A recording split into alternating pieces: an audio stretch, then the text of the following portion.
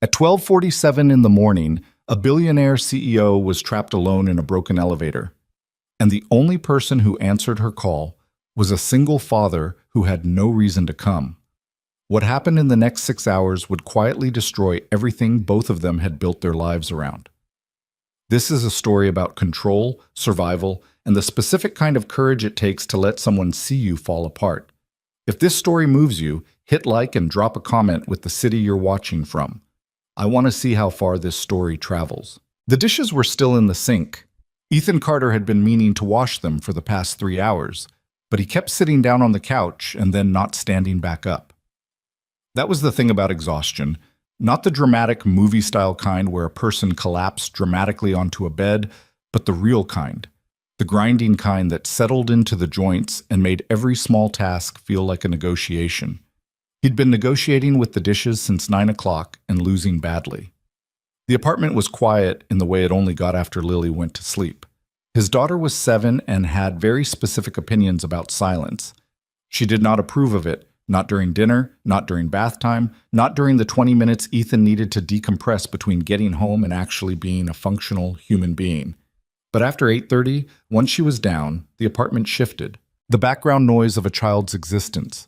The cartoons, the questions, the small catastrophic emergencies about lost stuffed animals, all of it went still, and what was left was Ethan sitting on a couch that was slightly too worn on the left cushion, in an apartment that was slightly too small for 2 people but was also theirs, and the particular silence of a life that was full in every way, except the ways you couldn't quite name. He was 32 years old. He did not think about that very much. On the coffee table, a half-empty mug of coffee that had gone cold at some point around 10. His work laptop, closed. A crayon drawing Lily had made of what she called Daddy and the Dinosaur, which Ethan privately suspected was supposed to be him and a coworker named Dennis, who was, in fairness, quite large. He'd been meaning to hang it on the fridge. He'd been meaning to do a lot of things. His phone was face down on the couch cushion next to him. He picked it up, checked the time, 12:43 a.m., and set it back down. 4 minutes later, it rang. He looked at the screen. The number was unfamiliar, not unknown. He could see it was a local area code, which meant it wasn't spam, probably. But he didn't recognize it. Most people Ethan knew either texted or called from numbers he had saved. This was neither. He almost didn't answer. He answered, "Hello?" A pause, short but noticeable. "Is this Ethan Carter?" The voice on the other end was a woman's. Controlled. The kind of controlled that wasn't natural but practiced. The way certain people learned to strip all the wobble out of their voice when they were scared because wobbling felt like conceding something. "Yeah," he said. "Who's this?" "My name is Isabella Monroe." Another pause. "We met briefly at the Meridian Safety Conference in March. You were presenting the panel on high-rise egress systems. She stopped, started again. "I have a situation." Ethan sat up slightly. He didn't remember a specific Isabella Monroe from the conference, but he remembered the conference. He'd been the only presenter who wasn't also selling something, which had made him either the most credible person in the room or the least important one, depending on who you asked. "What kind of situation?" "I'm in an elevator." Her voice was still even. Too even.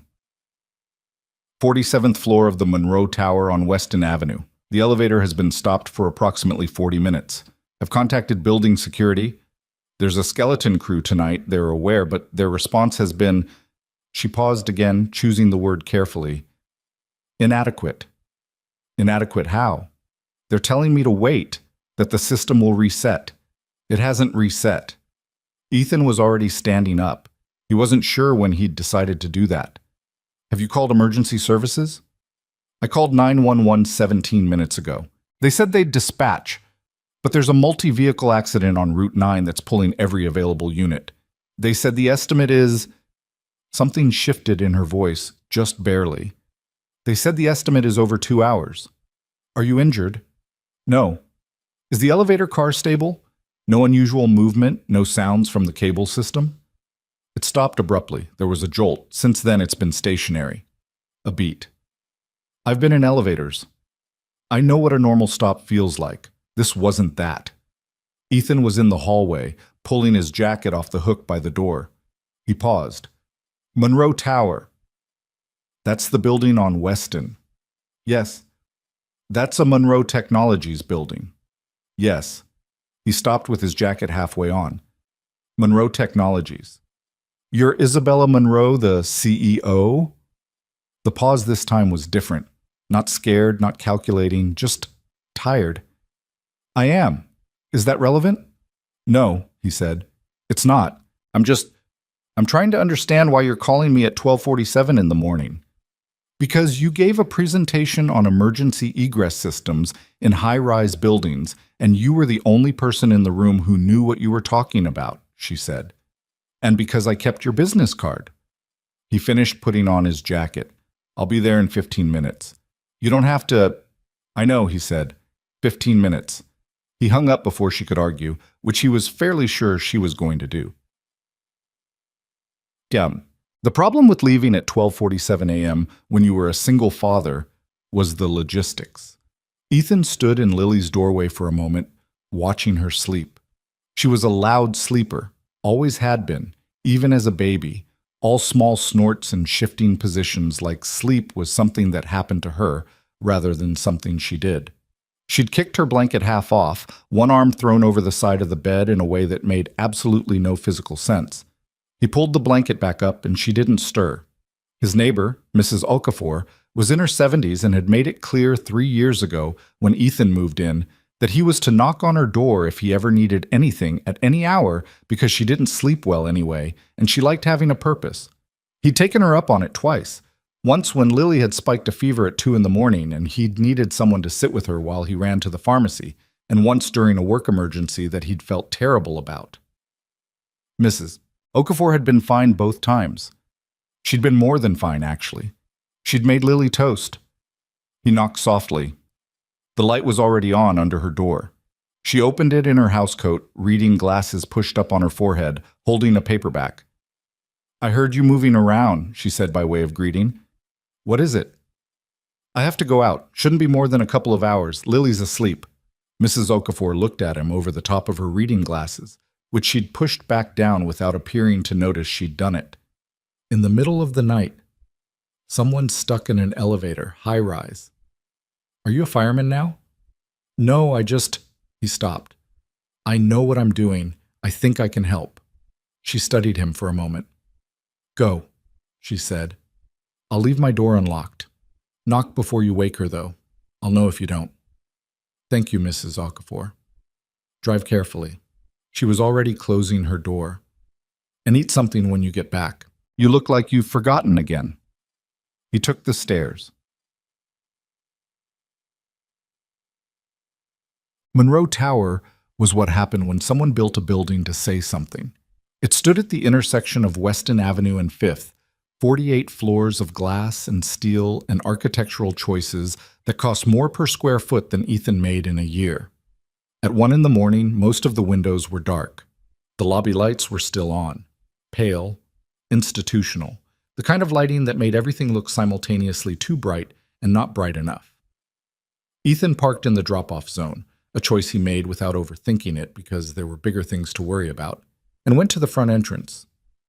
The lobby was not exactly empty. There was a security guard at the front desk, a man in his 50s with the particular posture of someone who had been on duty too long and had started to simply exist in proximity to the desk rather than actively working at it. He looked up when Ethan came through the door. Building's closed, he said. I know. I'm here about the elevator. The guard's expression didn't change much. Miss Monroe's situation. Yeah. And you are? Someone who knows how to get her out. Ethan put his hands on the desk. Has the elevator system restored itself in the last 15 minutes? No. Has anyone actually been up to assess the car? A slight shift. The guard looked away briefly. The situation is being monitored. From this desk. The elevator system has a central... Which floor is the car stopped on? The guard looked at his screen. Between 46 and 47. Closer to 47. Is there a maintenance room with the manual override system on this building? Something in the guard's face changed. Not alarm exactly, but the specific expression of someone who had just realized that the person they were dealing with was not going to be managed in the usual ways. "Sir, I'm going to need to call whoever you need to call," Ethan said. "I'll wait 60 seconds. After that, I'm going to find the maintenance access myself because I've been in buildings like this and I know where they put it, and it'll be better for everyone if you just show me." The guard looked at him for a long moment. Then he reached for his radio. 46 floors of stairs was a specific kind of unpleasant. Ethan had done worse. He'd spent 3 years doing site assessments on buildings that were either under construction or in various states of not quite finished, which meant a lot of stairs and ladders and spaces that weren't meant to be occupied by humans walking upright. He was in decent shape out of necessity rather than any particular commitment to fitness. Lily wanted to run everywhere, and running after a 7-year-old was aerobic whether you planned it that way or not. Still, 46 floors at 1 in the morning after a full day of work was not nothing. The guard, his name was Harold, he'd eventually shared, with the slightly resentful tone of someone conceding a point, had given him access to the maintenance stairwell and the override room on the 46th floor. He'd also given him a radio and the distinct impression that he wanted very much to not be responsible for whatever happened next. Ethan had told him to stay at the lobby desk and monitor the elevator panel. Harold had seemed relieved. The maintenance stairwell smelled like concrete and old machinery. Ethan climbed at a steady pace, not rushing, keeping his breathing even. He counted flights because it gave his brain something to do that wasn't thinking about whether the elevator car was actually stable or whether Isabella Monroe had downplayed the jolt she'd mentioned on the phone. He thought about the jolt. If the car had stopped abruptly, it could mean a safety brake trigger. That was the best case. The system doing exactly what it was supposed to do. It could also mean a mechanical failure that the safety brake had arrested but not resolved. Those were different problems. He pulled out his phone and called her from the stairwell. She answered on the first ring. "You're here?" "In the maintenance stairwell, heading to 46. How are you doing?" "I'm fine." The control in her voice was still there, but it was working harder now. He could hear that. People thought control was a steady state, but it wasn't. It was a sustained effort. An effort showed up as sound if you knew what to listen for. "I've been better." "Any changes? Any sounds from above or below the car?" "No movement. I heard there was a grinding sound about 10 minutes ago. Lasted maybe 3 seconds, then stopped." Ethan kept climbing. "Okay, that's the safety brake system. That's actually the right sound to hear in this situation." "How is a grinding sound the right sound?" "Because it means the brake engaged and is holding. It means the car isn't going anywhere." He paused on a landing to look at the floor marker. 31. "You mentioned the building's safety systems. What do you know about when this elevator was last serviced?" A pause. "I'd have to check records." "You don't know off the top of your head?" "I know a lot of things about my company, Mr. Carter.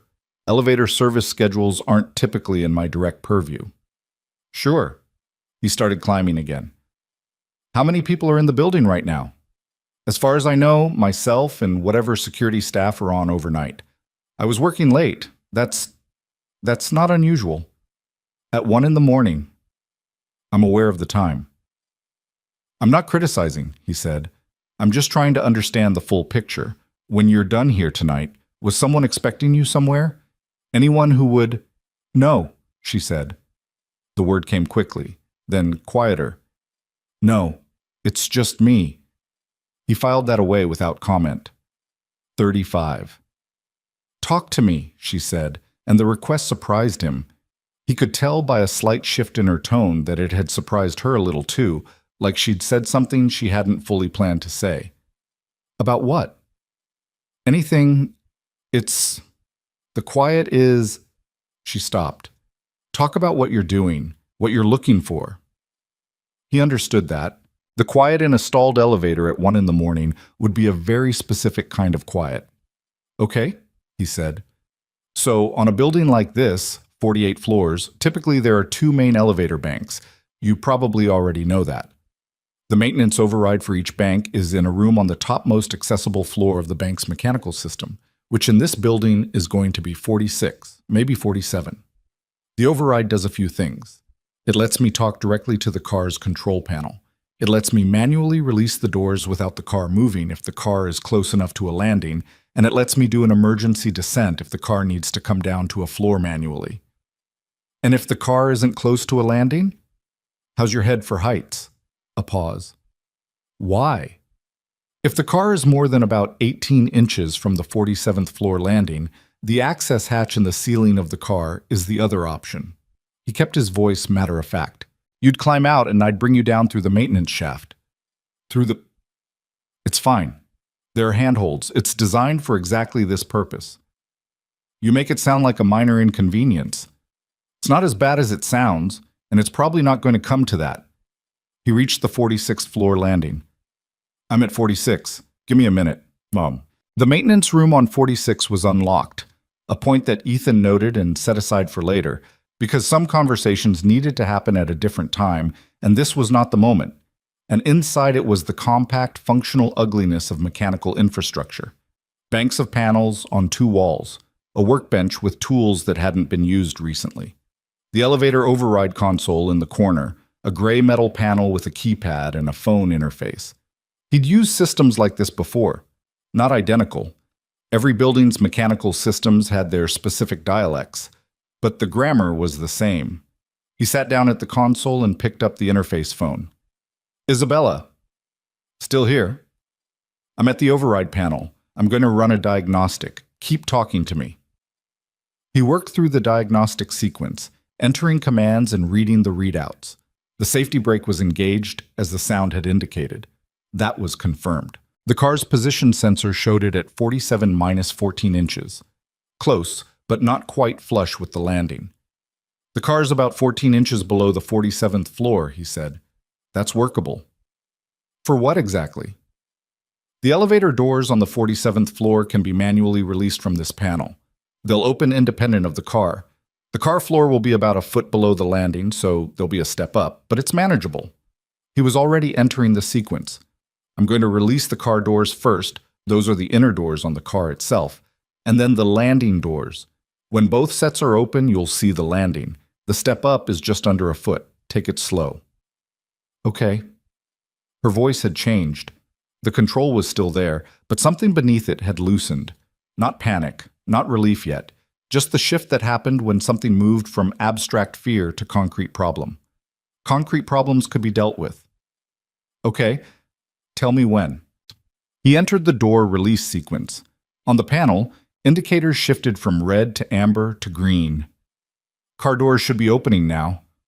A pause. Then her voice. They're open. Landing doors in 10 seconds. He entered the second sequence. Waited. The indicators changed. Tell me what you see, he said. I see. A pause. The particular silence of someone looking at something they've been anticipating. I can see the hallway. The landing is... Yes. It's about a foot up. Good. Take your time. One hand on the door frame, 1 foot up first, then the other. Don't rush it.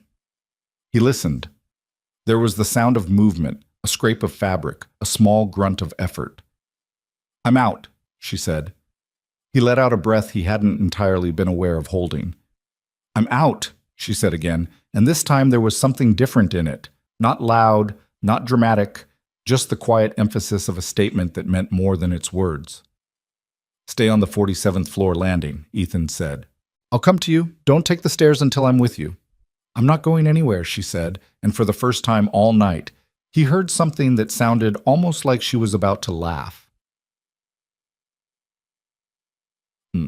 He took the stairs from 46 to 47. One flight. His legs felt heavier going up those last stairs than they had climbing 30+ below.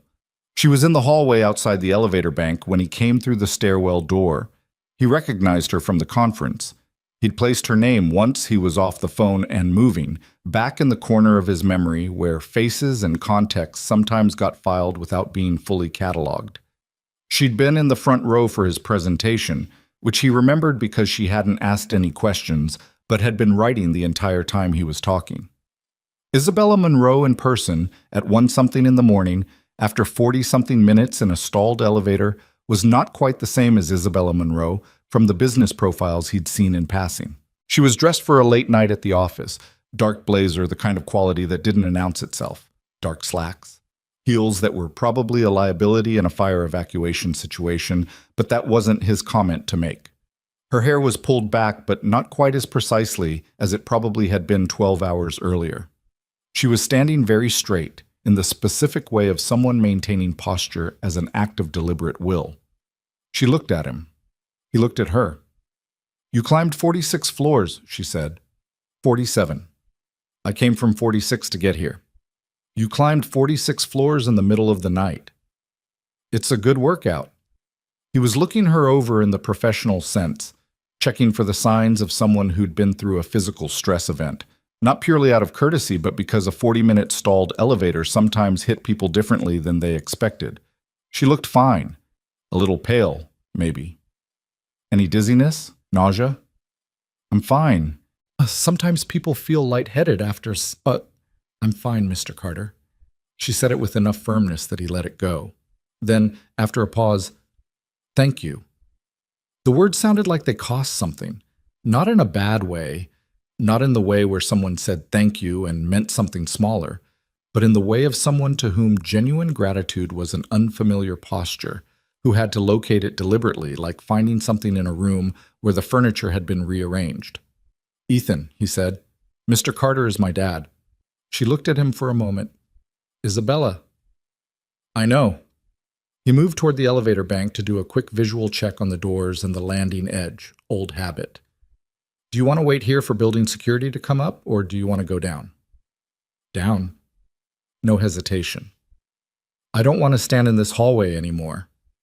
"Fair. I'll take you down through the maintenance stairwell. It's cleaner than waiting for the other elevator bank to clear, and I want to check the landing mechanism on 47 on the way out anyway." She looked at him. "You want to check the mechanism?" "I want to make sure the door reset properly. It should, but I'd rather confirm." "You just got someone out of a broken elevator, and you're already looking at what else might be broken." "That's sort of the job," he said, heading toward the maintenance stairwell. There was a pause, and then the sound of heels on the hallway floor as she followed him. 47 floors going down was less work than 47 going up, but it still took time. He matched his pace to hers. The heels were not ideal for this stairwell. He'd noticed her grip the railing a little tighter on the first few landings and adjusted his pace without making a thing of it. She didn't comment on the accommodation, and he didn't offer it. They were quiet for a few floors. The stairwell had the particular acoustic quality of enclosed concrete space. Sounds arrived slightly altered, slightly doubled. "How did you know how to do all of that?" she asked, not making conversation, genuinely asking, in the voice of someone who had a habit of cataloging information. "I've been doing facilities safety assessments for about 8 years. Before that, I did mechanical engineering work, mostly HVAC and building systems. I've worked in a lot of high-rises." He looked over his shoulder at her. She was keeping up. "You kept my business card from March." "Well, I keep a lot of business cards." "You called me instead of one of the people on your building's emergency contact list." A pause. "You presented for 40 minutes on exactly the scenario I found myself in. You were specific. You gave real numbers. Response time deficits, common mechanical failure patterns, the gap between emergency service capacity and high-density building incidents in a city this size." She paused on a landing to catch her breath. 38 floors, he noted, still moving well. "Most presenters at those conferences are selling something. You were just explaining a problem." "The problem doesn't sell itself," he said. "That's sort of the other problem." She looked at him sideways. "Is that frustrating?" "Sometimes." He started down the next flight. "I've done assessments on buildings that had the same issues for years, written reports that sat on someone's desk. You can do the right work and still not have it matter. And yet you came out here at 1 a.m. That's different." "How is it different?" He thought about it. "Because this one was happening right now," he said. "The other thing, the reports, the recommendations that don't go anywhere, that's a slow problem, a systemic problem. You fight those differently. But someone in an elevator right now, that's just..." You go. She was quiet for a moment. I've built a company on systemic problems, she said. Process improvements, efficiency gaps, things that could be optimized if the structure was right. A pause. I'm not sure I've ever just gone. He didn't respond to that, and she didn't seem to expect him to. They reached the lobby at floor 0. Harold looked up from his desk with the expression of someone who had been expecting the worst and was recalibrating. Miss Monroe, he said, I want to assure you that the situation was being, We'll talk Monday, Isabella said, in the tone of someone who meant it without meaning it as a threat, though the line between those two things was probably blurry from Harold's perspective. She looked at Ethan. Was the system supposed to reset automatically? It should have. The fact that it didn't is a calibration issue, probably. Your service provider should be flagged. He was looking at a panel on the near wall, building systems display. He'd noticed it on the way in. When was the elevator last inspected? She was already pulling out her phone, checking something. 14 months ago. Standard cycle is 12. She looked up. I know what the standard cycle is. I'm not saying you don't. I'm saying it slipped. Things slip. Her voice had an edge to it. Not defensiveness exactly, more like the sharpness of someone who didn't like having gaps in their own systems pointed out to them. They do, he said neutrally. He wasn't trying to make a point. He was just talking about the problem. He did that. It's not unusual for a building this size to have maintenance timeline slippage. The issue is the override room was also unlocked. That's a separate compliance issue. She stared at him. You noticed that while climbing 47 flights of stairs in the middle of the night. 46. You're correcting my math. You're off by 1. She opened her mouth, closed it. Something shifted in her expression, something that he couldn't quite read, which was a little unusual because Ethan was generally decent at reading people. It wasn't irritation, exactly.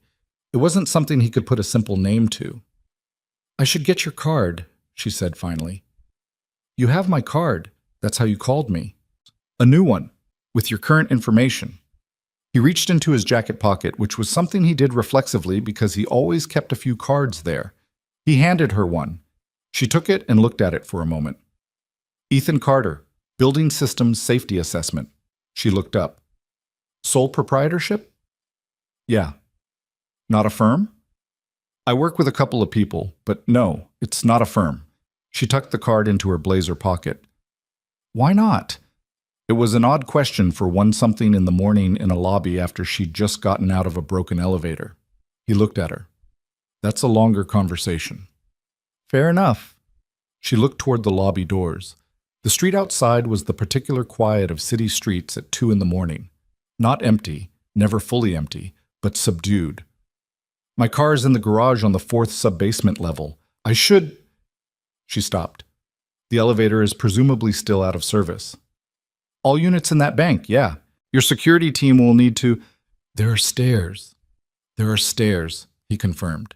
She straightened slightly, an almost imperceptible adjustment.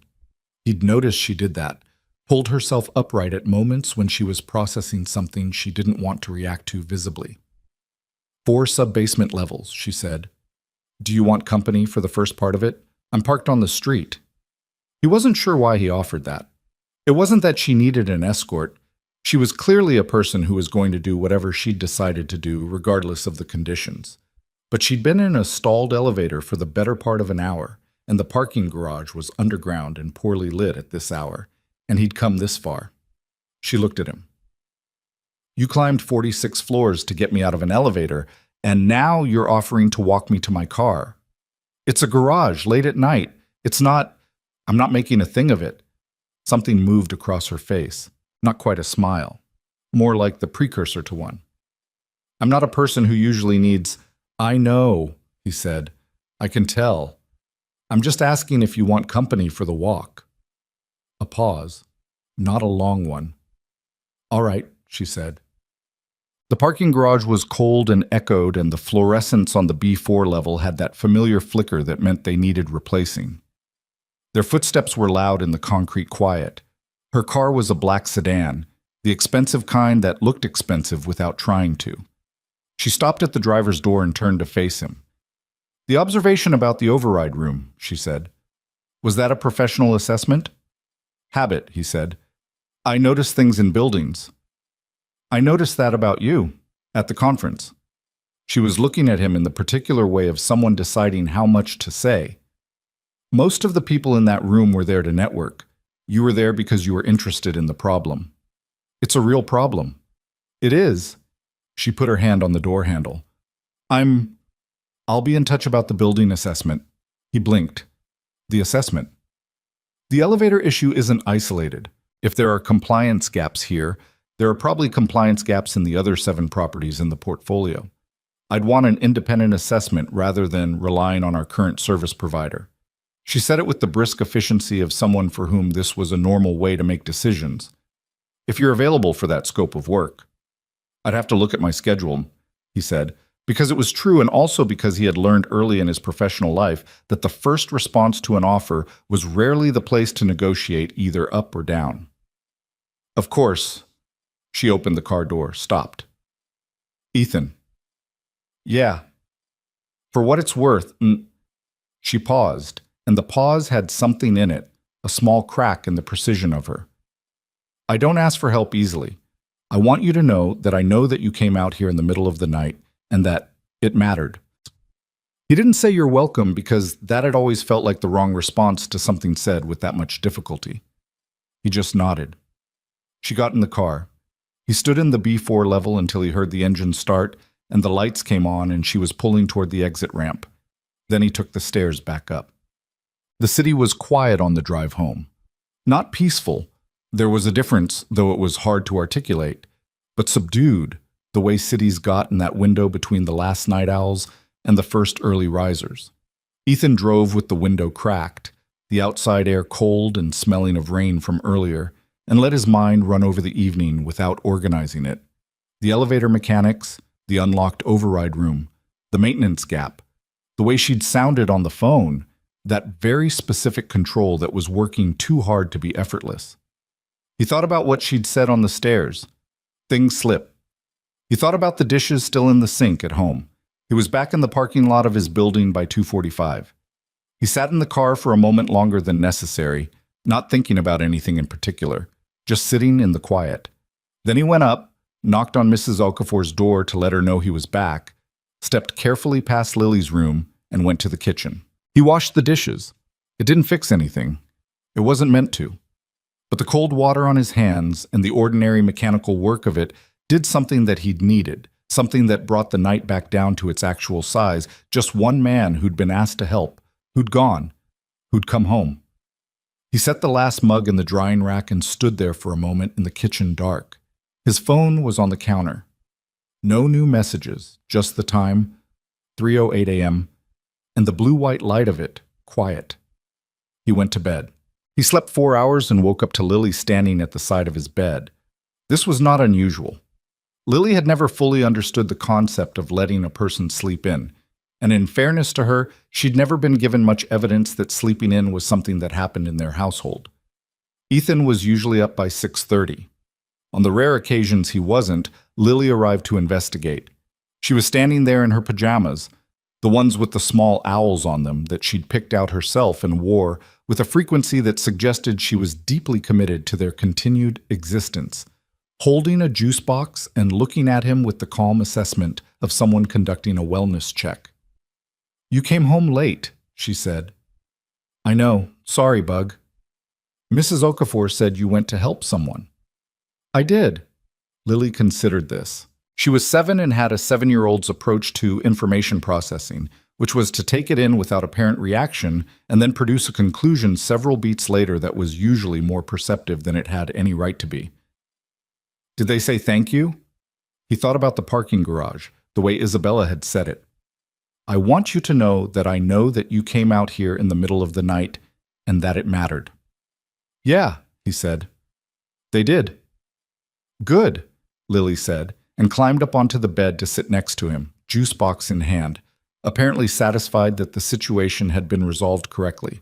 He lay there for a while longer, not exactly sleeping, not exactly awake, with his daughter sitting beside him drinking apple juice and the morning coming in gray and ordinary through the window. The night had already acquired that quality that unusual events sometimes got by the next morning. The sense of slight unreality, like something from a different version of your life that had briefly intersected with the current one. His phone had 2 emails and a calendar notification by the time he looked at it. Nothing from Isabella Monroe. He hadn't expected there to be. He got up and made Lily's lunch and got her to school and went to work. His office, to the extent that he had one, was a shared workspace on the 3rd floor of a building on Clement Street that housed a mix of small operations, a landscape architecture firm, a bookkeeper who specialized in nonprofits, 2 freelance graphic designers who shared a corner and appeared to subsist entirely on cold brew coffee. Ethan rented a desk and a filing cabinet and used the conference room on Tuesdays and Thursdays when he needed to meet with clients. His work partner, a structural engineer named Dennis Huang, who was in fact quite large and who had absolutely been the dinosaur in Lily's drawing, was already at his desk when Ethan came in. Dennis was 44, had a beard he'd had since before beards were fashionable and had kept after they stopped being fashionable, and had the quality of a person who had long ago stopped caring about most things that didn't directly affect the structural integrity of buildings. "You look terrible," Dennis said, by way of greeting. "Late night. The Sandoval report is due Thursday." "I know." "You don't look like you know." Ethan sat down at his desk, dropped his bag, and pulled up his email. "I'll know better after coffee." Dennis looked at him for a moment longer than the comment required. "What happened last night?" Ethan debated how much to say. He and Dennis had worked together for 5 years and had the kind of professional relationship that had gradually become an actual friendship without either of them entirely deciding that was what was happening. Dennis was someone he trusted. He was also someone who would have opinions. "You know Monroe Tower, the high-rise on Weston?" Dennis's chair turned slightly. "Monroe Technologies building. Yeah. Why?" "I got a call at 12:47. The CEO was stuck in a stalled elevator on the 47th floor. Emergency services had a multi-hour delay. She had my card from the Meridian conference." Dennis stared at him. "Isabella Monroe called you personally?" "Yeah, at 12:47 in the morning." "That's what I said." "And you went?" "She was in a stalled elevator, Dennis. There are professionals for that." "I'm a professional. The professionals were delayed." Dennis turned back to his screen, which meant he was processing. He always turned back to his screen when he was processing. After a moment, "How was the mechanical system?" "Maintenance gap. About 2 months past inspection cycle. Override room was unlocked. The car had a brake trigger event that should have auto reset and didn't. I'm guessing a calibration drift in the sensor array, but that's a guess without pulling the service records." Dennis absorbed this. "And Monroe?" "She's fine. I got the doors open manually. She stepped out." "And then?" Ethan picked up his coffee cup, found it empty, remembered he hadn't made coffee yet. "She mentioned a potential assessment contract. The portfolio has 7 other properties." Dennis turned around fully this time. "She offered you a contract. She said she'd be in touch." "That's not nothing, Ethan." "I know it's not nothing. Monroe Technologies' property portfolio is, that's significant scope. That's 6 months of work, maybe more, depending on, I know what the scope is." He stood up to go make the coffee. "She might not follow up. It was 1 in the morning and she'd just gotten out of a broken elevator. People say things."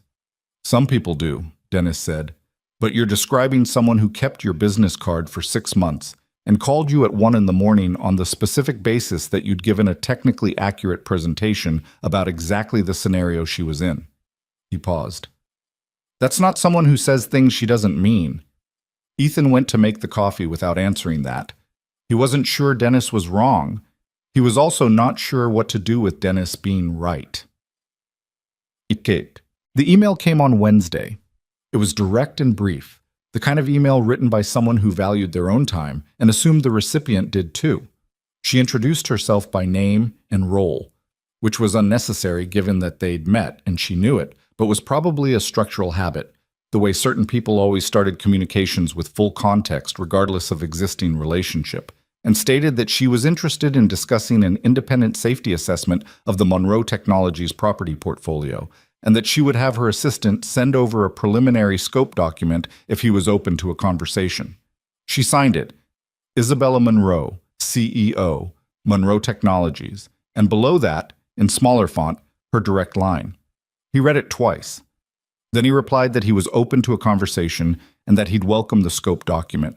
20 minutes later, the scope document arrived from an email address that belonged to someone named Claire Park, who was apparently Isabella's executive assistant and who had the quality, based on email alone, of someone extremely organized operating in support of someone extremely demanding.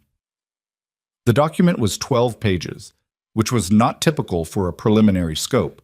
It included building addresses, square footage, current service provider contracts, elevator counts, last inspection dates for each property. All 8 properties, all formatted consistently, all with specific questions in the margins that had clearly been added by someone who had done prior research rather than just pulled from a file. Ethan read all 12 pages. He forwarded it to Dennis. He got a reply 40 minutes later that said only, "She's serious, call her back." He called the direct line. She answered on the second ring. "Ethan, I got the scope document." "I know, Claire sent it this morning." "It's thorough. I asked her to pull everything relevant. I didn't want to start a conversation without baseline information." A pause. "Is it workable?" He was looking at page 4, the property on Harbor Drive, 11 floors, last inspection date that was concerning. "It's workable. Some of what I'm seeing in here is going to need more than a standard assessment. The Harbor Drive property looks like it might need a full mechanical audit." "I had a feeling about Harbor Drive," she said, with the tone of someone who'd had the feeling and filed it under things to deal with later for slightly too long. "How soon were you thinking?" "I'd want to start within the month." A beat. "I understand that may not fit your current schedule. I have one major deliverable due Thursday. After that, I can make the timing work." He was doing the math in his head. Lily's school schedule, Dennis's availability, the other projects that needed tending. "I'd want to bring in my colleague Dennis Huang for the structural elements. He's solid. I can have Claire send him the relevant paperwork." "Good." He paused. There was something he wanted to say that he wasn't entirely sure how to frame. "Before we formalize anything, I want to be upfront about how I work." "Go ahead." "I write reports that say exactly what I find. I don't frame things to protect an existing service provider relationship. I don't soften findings for liability reasons. And I don't tell clients what they want to hear if what they want to hear isn't accurate." He stopped. "Some clients find that useful. Some don't." A pause. "Ethan," she said, "you told me to my face, in my own lobby, at 2 a.m, that my building had compliance gaps while I was still trying to process getting out of a broken elevator." Something in her voice that might have been amusement, carefully contained. "I think I understand how you work." He smiled slightly, alone at his desk. "Fair enough. I'll have Claire send the contract draft this afternoon." So they met the following Monday at the Monroe Technologies offices, which occupied floors 32 through 38 of the tower. Ethan had been in the lobby before, obviously, but the working floors were a different thing. All clean lines and deliberate design, the kind of space that communicated success not by being flashy, but by being precisely, expensively functional. Isabella's office was on 38, floor-to-ceiling windows on 2 walls, a view that on a clear day probably extended to the bay. The desk was large and clear of everything except a laptop, a notebook, and a pen placed with the deliberateness of someone who kept their workspace as a form of control over something. She was on a call when he arrived. Her assistant, Claire Park, who was in her late 20s and moved through the office with the efficiency of someone who had long ago solved the problem of how to be 10 places at once, showed Ethan into a small conference room adjacent to the office and brought him water and told him Isabella would be with him shortly. She was with him in 4 minutes, which suggested that shortly in this context had a precise meaning. "Sorry," she said, coming in and pulling the door closed. "The Singapore call ran long." "It's fine." He was looking at the preliminary drawings he'd brought, building plans for the Harbor Drive property pulled from the public filing records. He slid them across the table. "I started with Harbor Drive because the inspection date flagged. Look at the elevator bank on floors 6 through 9. She sat down across from him and looked at the plans. He watched her read. She read the way she apparently did most things, with focused attention and without performing engagement. No nodding along, no asking clarifying questions she didn't need to ask. Just reading. The access shaft dimensions, she said, don't match the equipment that was installed in the 2019 renovation. The shaft is original construction. When they upgraded the elevator system, they should have modified the shaft clearances, and there's no record that they did. He tapped the page. That means the car is running with less clearance than it's rated for, which increases wear on the guide rails, which is likely why that system has had 3 service calls in the last 14 months. I pulled the service logs from the public maintenance registry. She looked up. 3 service calls. 3. The service provider marked each one as resolved. They were resolved in the sense that the car was moving again. The underlying clearance issue wasn't addressed. He paused.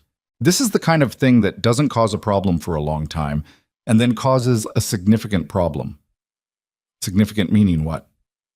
Brake failure, car misalignment, at worst, a drop.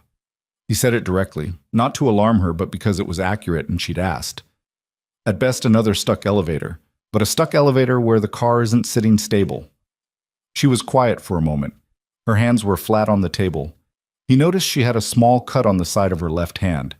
Healing, a few days old, the kind of thing you got from catching a corner of something without paying attention. A small, ordinary human injury, incongruous on a person who otherwise looked like she'd been assembled with precision. How did this not get flagged? She said. It wasn't defensive. It was a real question, the kind asked by someone genuinely trying to understand a failure rather than assign blame. The service provider's inspection protocol is designed around the equipment specs, not the installation context. If the car runs within the equipment's specified parameters, it passes. The question of whether those parameters are appropriate for the actual shaft dimensions requires someone to look at both sets of data together. He paused. Nobody was looking at both sets of data together. Until you pulled both sets of data together. I had the right question to ask because I've seen this before. He leaned back slightly. This isn't a negligence story, necessarily. It's a systems gap. The right information existed. It just didn't have a reason to connect. She looked at him for a long moment. You're being generous. I'm being accurate. Sometimes those aren't the same thing. He held her gaze. I know. Something shifted in the room, not dramatically, not in any way he could have pointed to precisely, but the conversation had moved from the technical to something that sat slightly beneath it, and both of them were aware of that. She looked back down at the plans. What's the remediation timeline for Harbor Drive? He pulled out the second set of papers. They spent the next hour talking through the technical specifics, shaft modifications, replacement timelines, interim service protocols, contractor options. She asked good questions, specific and informed, the kind that showed she'd been thinking about the building systems in her portfolio as systems rather than line items for the first time, and was working to get herself up to speed fast. At one point, she asked about code compliance timelines, and he walked her through the relevant regulations, and she took notes in the notebook with the focused brevity of someone extracting only what she needed and trusting herself to remember the rest. It was, objectively, a professional meeting about building safety. It was also something that Ethan drove away from feeling more awake than he had at the start of it, in a way he wasn't entirely prepared to examine. Was. Dennis's opinion, delivered over lunch 2 days later at the Thai place on 4th that they'd been going to for 3 years, was characteristically direct. She's sharp, he said. He'd been in the Harbor Drive walkthrough that morning. Asks real questions. Yeah. Not just trying to understand enough to manage the optics. Actually trying to understand. Dennis stabbed at his noodles. I've done a lot of corporate property assessments. Usually the contact person is a VP of facilities who's mostly worried about whose fault it's going to be in the final report. She's not doing that. No, Ethan said. She's not. Dennis looked at him over his chopsticks. That's all you have to say about that? What do you want me to say? I want to know if this is going to be a thing. It's a professional engagement, Dennis. I know what it is professionally. I'm asking about the other thing. Ethan picked up his water glass. There's no other thing. Dennis returned to his noodles with the expression of someone who had more to say and had decided not to say it yet. That was the thing about Dennis. He picked his moments. They ate in silence for a bit. Lily asked about the elevator person, Ethan said, which he hadn't entirely meant to say. Dennis looked up. What? The night I went out, Lily knew I'd gone to help someone. She asked me this week if I was going back to check on them. He paused. She does that, keeps track of things and asks about them later. I don't know how she knew there was anything to keep track of. Dennis set down his chopsticks.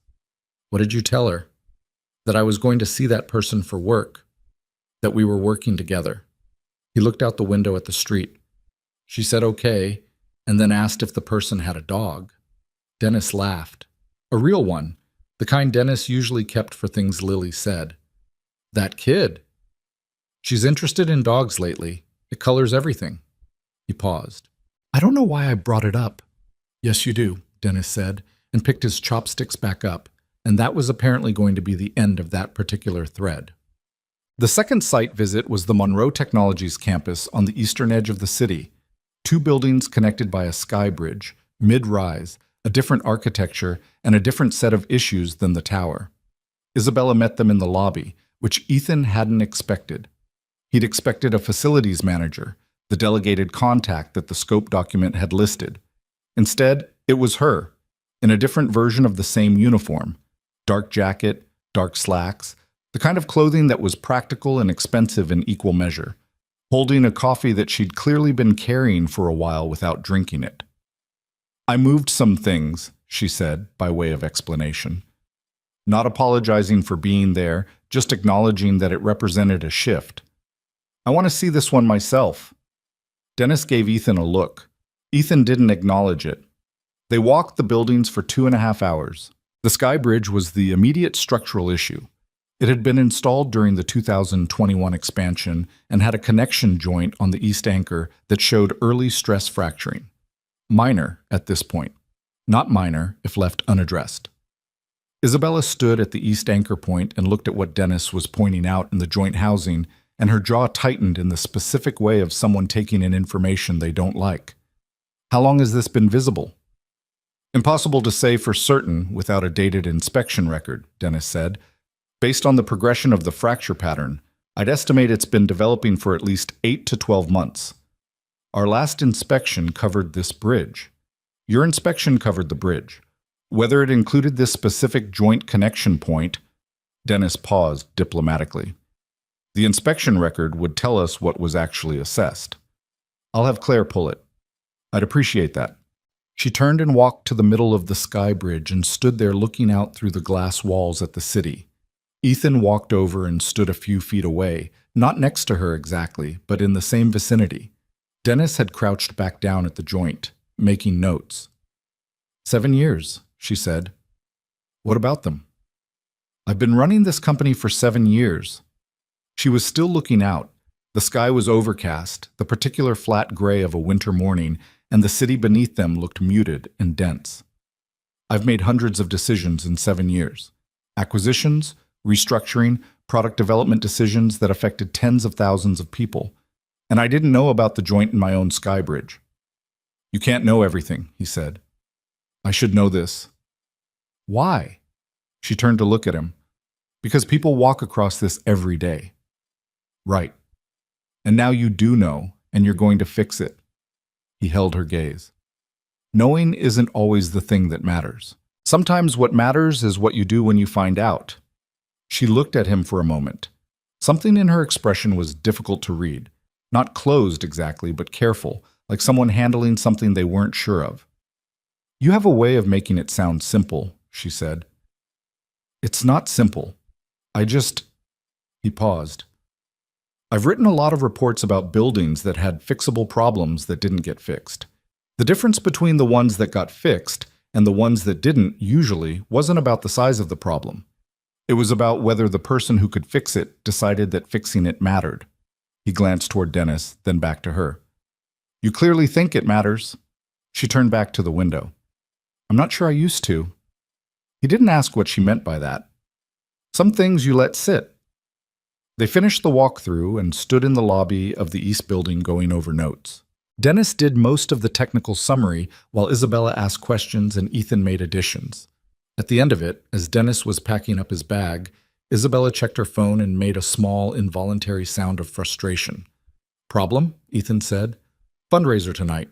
I forgot I agreed to it." She was looking at her phone with the expression of someone mentally calculating whether it was too late to cancel and concluding that it was. The kind where you stand in a room for 3 hours being charming. "Sounds terrible," Ethan said. She looked up at him. "Do you ever—" She stopped. Started differently. "Do you have things like that? Professional obligations that require a version of you that feels like work?" He thought about that. "Parent-teacher conferences," he said. She blinked. "That's not quite the same. I'm not good at the small talk. The other parents are all... They have a groove with each other. They've been doing school events together for years. I come in and I never know quite where to stand." He paused. "It's fine. It's just there's a version of myself I have to put on for it that doesn't fit quite right." She was quiet for a moment. Dennis had diplomatically moved toward the exit. "You have a child," she said. She said it not like new information. It was presumably on his card, certainly in any basic background research, but like she was hearing it in a different way than she had before. "Lily, she's 7. And you're—" She seemed to be deciding whether to ask something. "You do all of this alone?" "Most of it." He picked up his bag. "There's a good neighbor." She nodded slowly, and he could see her recalibrating something, the way people did when they absorbed new context about a person they'd been forming a picture of. "That's hard," she said. Just that. Not as pity, not as a performance of sympathy, just as a statement of fact offered cleanly. "Sometimes," he said. "Other times it's fine." He headed toward the exit where Dennis was waiting, then half-turned. "Good luck with the fundraiser." She was watching him go with an expression he couldn't quite categorize. "Thank you, Ethan," she said. He and Dennis walked out into the gray morning and got into Dennis's truck. Dennis drove for 2 blocks before he said anything. "I'm just going to say what I'm thinking," Dennis said. "You always do." "This is going to get complicated." Ethan looked out the window at the street sliding by. A woman walking a dog, a coffee cart with a short line.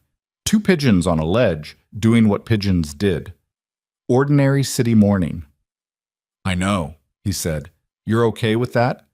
He thought about her standing at the middle of the sky bridge, looking out at the city, saying, "I should know this."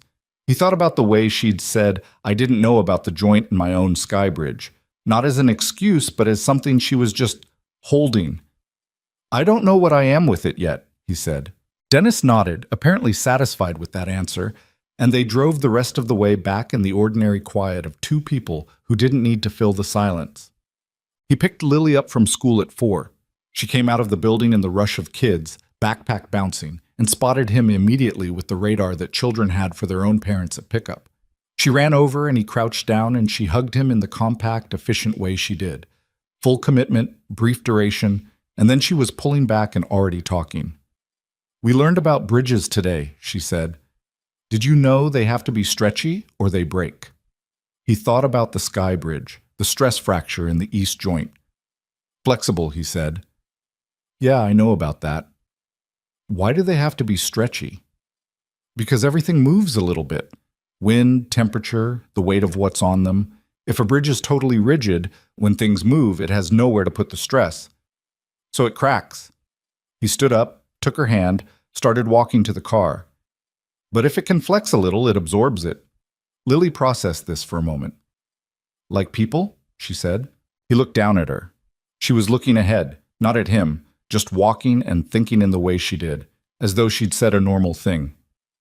"Yeah," he said, "like people." They walked to the car in the thin afternoon light, and Lily told him about 3 other things she'd learned that day. And the evening came on around them the way evenings did, just the usual accumulation of small, ordinary hours, adding up to something. The Harbor Drive remediation work started on a Thursday. Ethan was on site when the contractor's crew arrived, which was not strictly required of him. His role was assessment and recommendation, not construction oversight. But he'd developed a habit over the years of showing up at the start of major remediation jobs. Not to supervise exactly, more to make sure that the first day of work reflected what the report had actually said. because the gap between a written recommendation and what a contractor heard in that recommendation was sometimes significant and was always easier to correct on day 1 than day 7. The contractor on this job was a company called Vance Structural, which had been on Isabella's approved vendor list and which Ethan had reviewed and found acceptable, with the caveat that he'd flagged 2 of their previous jobs in his research notes as having timeline issues. He'd included that caveat in his recommendation. Whether it had factored into the final vendor decision wasn't his call to make. The site foreman was a man named Ray, who shook Ethan's hand with the grip of someone who had spent 30 years working with his hands and had no strong opinions about assessment consultants one way or the other. He was polite in the way that people who did real physical work were sometimes polite to people they suspected had never done real physical work. A slight wariness, a wait-and-see quality. Ethan looked at the equipment they'd brought for the shaft modification and then looked at Ray. "You're planning to use a rotary cutter on the north wall of the shaft." Ray looked at the equipment and then at Ethan. "That's right. The north wall on Sub 4 has a conduit running behind it. It's on the original 1987 drawings. It's not in the current plans because the current plans were drafted from the 2019 renovation specs and the conduit predates those." He pulled out his phone and showed Ray the scan of the original drawing he'd pulled from the city's building records archive. "If you hit it with the rotary cutter, you're going to take out power to the emergency lighting on floors 2 through 6. Ray looked at the drawing. Then he looked at Ethan differently than he had before. The wariness still there, but redistributed. "How'd you get those?" "City Records Archive. It takes about 40 minutes if you know where to look." Ray looked at the drawing for another moment. "I'll have the crew do a manual check before we start on that wall." "Appreciate it." Ray folded the drawing and put it in his vest pocket. "You done a lot of these jobs?" 8 years worth, Ethan said. "Give or take." "You ever do the construction side? Or just the—" Ray paused, searching for a word that wasn't condescending. "The consulting." "I spent 4 years doing mechanical installation before I moved to assessment work." Ethan looked up at the shaft access point. "I got tired of fixing the same problems after the fact. I thought if I could identify them first, it would be different." "Is it?" Ethan thought about that honestly. "Sometimes," he said. Ray nodded, apparently finding that acceptable, and went to redirect his crew away from the north wall. Isabella called at noon. He was eating a sandwich on the loading dock outside the Harbor Drive building, which was not a glamorous location but had the advantage of actual air and actual light, both of which were in short supply inside the building during active construction work. "How's it going?" she asked. "Ray's crew is solid. We had a minor adjustment on the north wall approach this morning, but it's handled." He looked out at the street, a delivery truck idling, 2 people walking a dog, the ordinary daytime activity of a city going about its business. Should be on schedule for the shaft modification completion by end of week. "Good." A pause. The kind that meant she had something else to say and was deciding how to say it. "I have a situation I want to run by you." "What kind of situation?" "The kind that is technically outside the scope of what you were hired for, but that you're going to notice in the final report anyway, so I'd rather get ahead of it." She paused again. "My board is meeting next Thursday. There's a proposal on the agenda to accelerate the Eastport development, the tower project on the waterfront that's been in the planning phase for 2 years. One of the conditions of the accelerated timeline involves some flexibility on the pre-construction safety audit requirements." He stopped chewing. "Flexibility meaning what?" "Meaning a condensed audit process, 8 weeks instead of 16. For a 40-story waterfront tower." "For a 40-story waterfront tower," she confirmed, and her voice had a flatness to it that told him this was not a proposal she'd generated herself. "Who's pushing for the acceleration?" "My VP of Development, Marcus Webb. He's had this project in his portfolio for 2 years, and the extended timeline has been—" She stopped. "He has reasons. The reasons don't change the audit timeline requirements." "I know that. A 16-week pre-construction audit on a project that size isn't bureaucratic padding. It's the period during which you discover what the soil reports actually mean, what the water table is doing seasonally, whether the subsurface conditions match the preliminary geological assessment." He heard his own voice get quieter.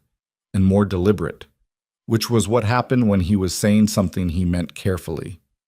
Cutting that in half doesn't cut the risk in half. It just moves the risk to later in the project when it's exponentially more expensive to address. I understand the technical argument, she said. Then you understand why I'm going to have a problem if I'm on the record anywhere near this project and the audit gets condensed. I know. A pause. I wanted to hear you say it out loud. He looked at the street. The delivery truck had moved on. The dog walkers were gone. Are you going to push back on Webb? I'm going to have to. But she said it without relish, without the kind of theatrical certainty some people put into statements like that, just as a fact being accepted. He's good at his job. He's also been building a case for this acceleration for 3 months, and he has a version of the numbers that looks compelling if you don't ask the right questions. What's his version of the numbers? She walked him through it. He listened without interrupting, tracking the logic, noting where it held up and where it relied on optimistic assumptions. By the end, he had 3 specific questions that Webb's model either couldn't answer or had papered over. Does he know about the Harbor Drive findings? Ethan asked. He does. And? He characterized it as an isolated maintenance issue that doesn't reflect on the broader development portfolio. A pause. He's not entirely wrong. He's not entirely right either. An isolated maintenance issue becomes a pattern if you find the same class of problem across 8 properties, which is what you may be looking at by the time Dennis and I finish the full assessment. Marcus doesn't have that information yet. No, Ethan said. But he will. The pause that followed was longer than the others. He could hear her breathing in the way he sometimes did on phone calls. Just the slight presence of another person existing on the other end of the line, a more intimate thing than it usually registered as. Ethan, she said, if the full assessment finds what you think it might find across the portfolio, that's going to create a problem for the board meeting. I know. A significant one. Marcus has been building relationships with 2 board members for this exact vote.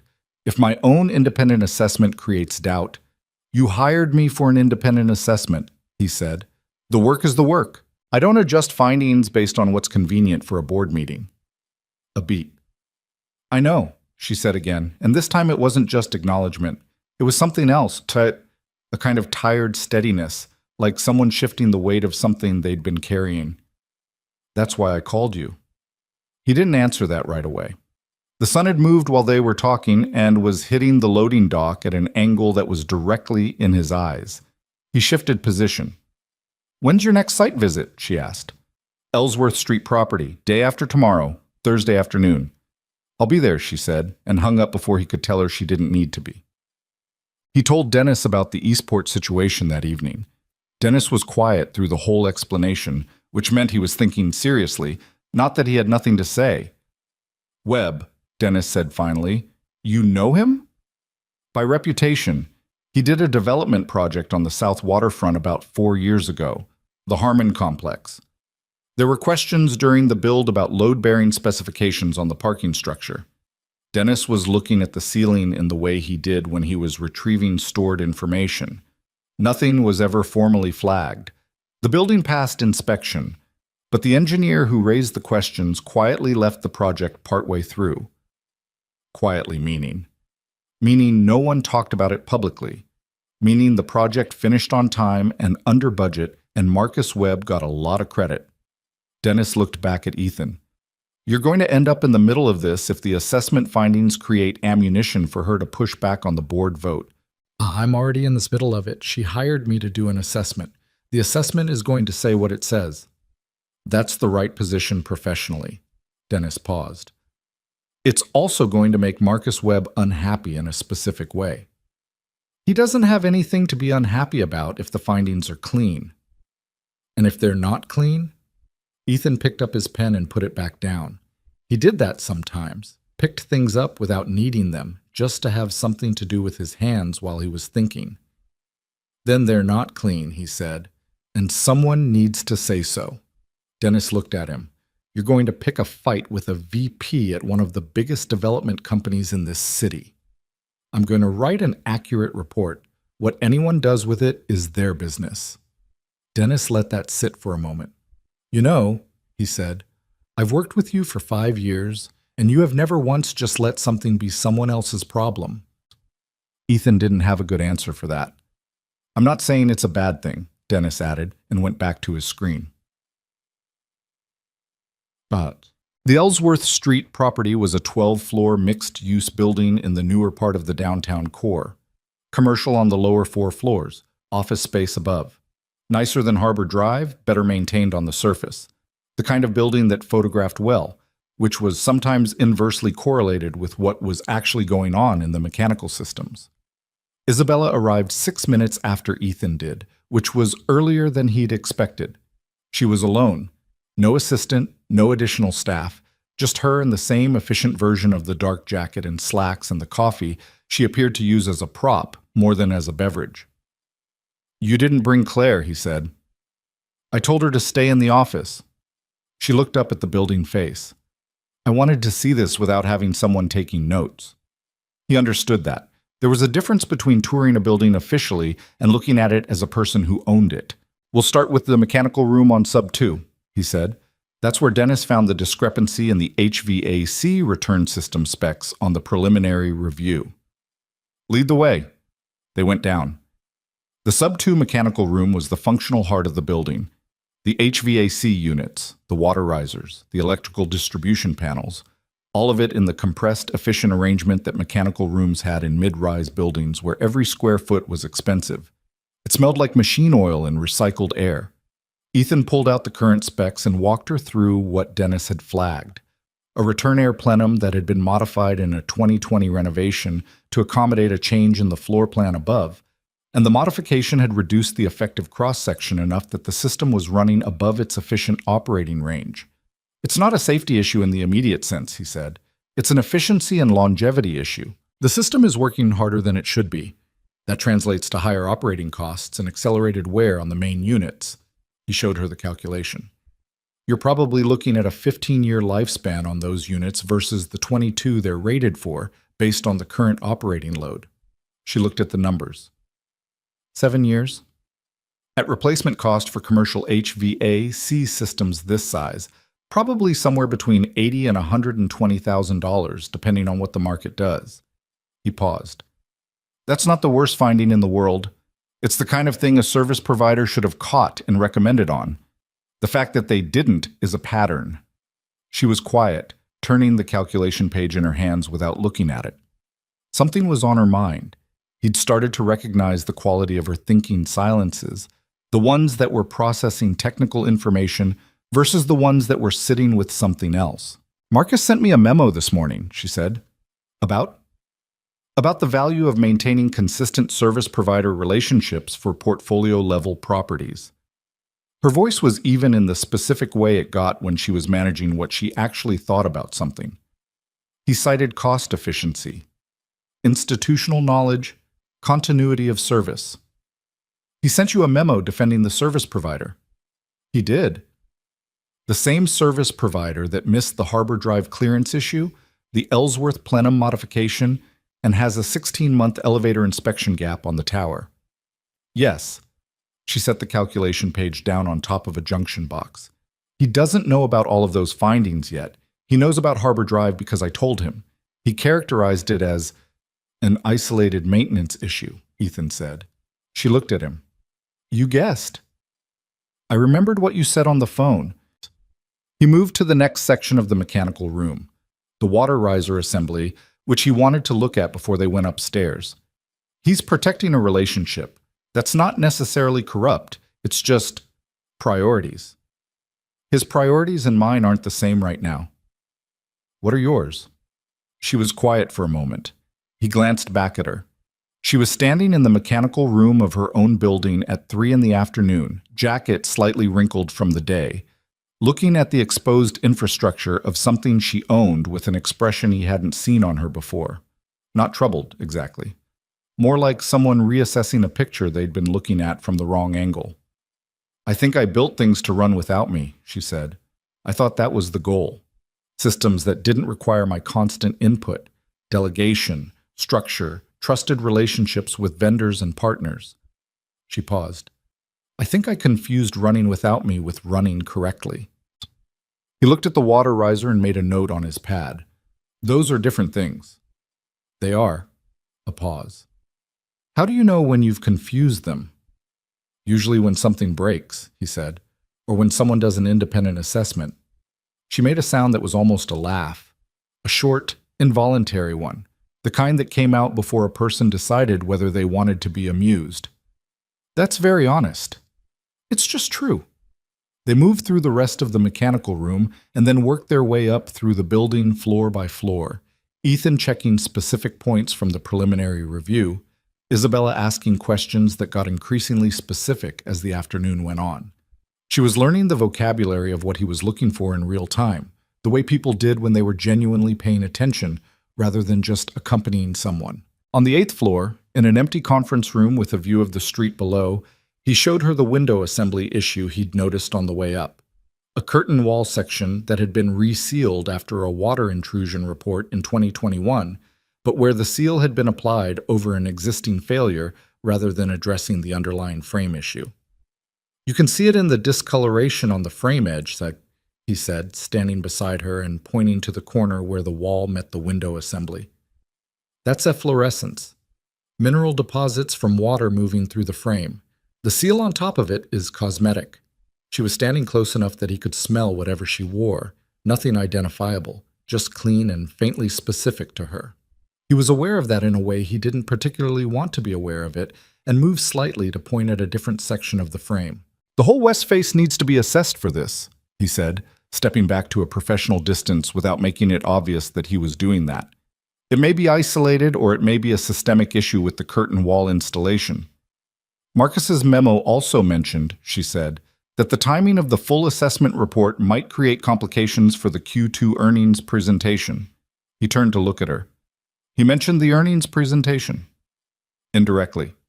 In the context of investor relations and the importance of framing capital expenditure requirements as proactive investment rather than deferred maintenance remediation.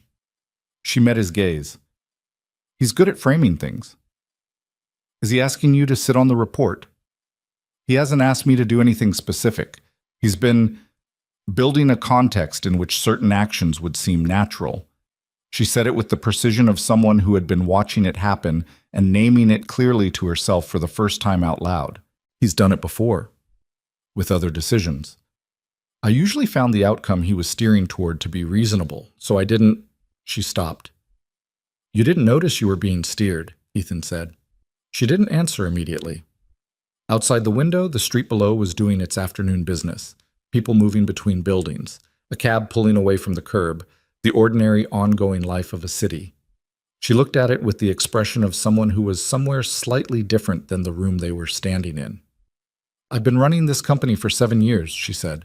I know my people. I know who is loyal and who is ambitious, and I've always thought those two things were compatible enough to manage. A pause. Marcus has been with me for 5 years. He's driven. He gets results. I've always known he had his own agenda, but I thought we were aligned enough that his agenda served the company's. And now? Now I'm not sure what his agenda serves. She turned away from the window. I need the full assessment report to be complete and accurate and delivered on a timeline that serves the board meeting, not his memo. It will be, Ethan said. That was always going to be what it was. She looked at him. I know. A beat. I just needed to say it out loud. Again. He nodded.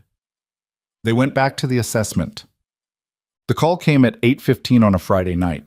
Ethan was at the kitchen table helping Lily with a school project, a diorama about ecosystems that had been progressing for 3 days and had reached the critical stage where the cardboard box and the construction paper animals and the bottle of glue were all involved simultaneously, and the situation was precarious. His phone was face up on the table. He saw the name and looked at Lily, and then looked at the phone. Is that work? Lily said, with the tone of a 7-year-old who had a firm position on work calls during diorama time. Maybe. He picked it up. Give me 2 minutes, Bug. She returned to placing a small paper deer in the forest section of the diorama with the focused gravity that she brought to things that mattered to her. He stepped into the hallway. Isabella. I'm sorry to call in the evening. She sounded different from her usual phone voice. Not cold, just compressed, like someone who had absorbed a significant amount in a short time and was keeping it contained by sheer structure. Marcus sent a revised version of the Eastport proposal to 2 board members before the formal agenda distribution, without going through me. That's a governance issue. That's a significant governance issue? Yes. A pause. It also contains a risk section that references our current property assessment process in a way that implies the findings have been preliminary and inconclusive. What does inconclusive mean in his context? It means he's framing it so that the lack of a final report, at this point in time, reads as ambiguity rather than ongoing process. She paused. He's using the assessment against us, against the credibility of the process before the process is done. Ethan leaned against the hallway wall. From the kitchen, he could hear Lily narrating quietly to herself, a running commentary on the placement of the paper animals that she didn't seem to be directing at anyone, just thinking out loud. "When did you see this?" he asked. "An hour ago. One of the board members forwarded it to me, as a courtesy." Her voice had an edge on that last word that he understood. "Are the other board members seeing it?" "I have to assume so."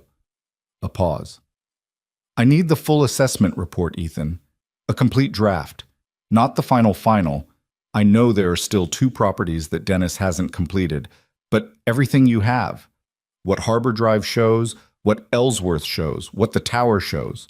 A coherent picture of what the assessment has found. I can have a draft to you by Monday. I know it's a weekend. I know it is too." He thought about his schedule. Lily's soccer on Saturday morning, the Sandoval billing he'd been putting off, Mrs. Okafor's birthday on Sunday afternoon, which Lily had been planning a card for and would be devastated if he missed. "I can work around my daughter's schedule. It'll be done by Monday." A pause. When she spoke again, something had shifted in her voice, the compressed, controlled quality still there, but with something beneath it that was different. "You have a life," she said. "I know I keep calling it. I know the timing isn't always Isabella." He said it quietly, not interrupting so much as placing a word in the space she was leaving. "It's fine. The report is important. I'll get it done. I want you to know I don't take that for granted." He didn't have an answer for that felt right. He stayed quiet for a moment. "How is she?" Isabella said. "Your daughter?" The question was unexpected, not in an unwelcome way, just genuinely unexpected, the kind of thing that arrived from a direction you hadn't been watching. "She's in the kitchen building a diorama about ecosystems," he said. "It's a whole situation." A pause. And then she laughed. A real one, not the half-caught sound she made sometimes when something surprised her into amusement, but a genuine full-voice laugh that lasted about 3 seconds and then got caught and brought back under control. But those 3 seconds were real. He found himself smiling at the hallway wall. "Go back to the diorama," she said, and her voice had something in it he hadn't heard before, lighter, like something had briefly been set down. "I'll look for the draft Monday." "You'll have it." He went back to the kitchen. Lily looked up at him with the assessing gaze she used when she was evaluating whether a 2-minute absence had been reasonable. "Done?" she said. "Done." She handed him the bottle of glue. "You have to hold the tree while I put the bird on." He held the tree. She put the bird on. The diorama was not going to win any awards, and the deer were disproportionately large for the forest, and the bottle of glue was leaving a residue on his fingers that was not going to come off easily. It was, in the aggregate, a reasonable way to spend a Friday evening. He worked Saturday morning while Lily was at soccer, and Sunday afternoon while she napped. She still napped occasionally, when she'd worn herself out enough, which she wouldn't acknowledge as napping, but would simply go quiet in her room and then later emerge claiming she'd just been resting her eyes. He worked without music because he concentrated better in silence, and he worked with the specific narrow focus of someone putting together a picture from pieces that had been gathered separately. By Sunday evening, the draft was done. He read it through once before sending it. 15 pages, the properties assessed so far, each with findings organized by category: safety compliance, maintenance status, infrastructure condition, service provider performance. It was not a comfortable document.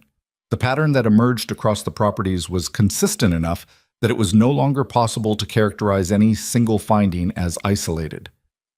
He thought about Marcus Webb's memo, the framing of findings as preliminary and inconclusive. He sent the draft at 8:47 p.m.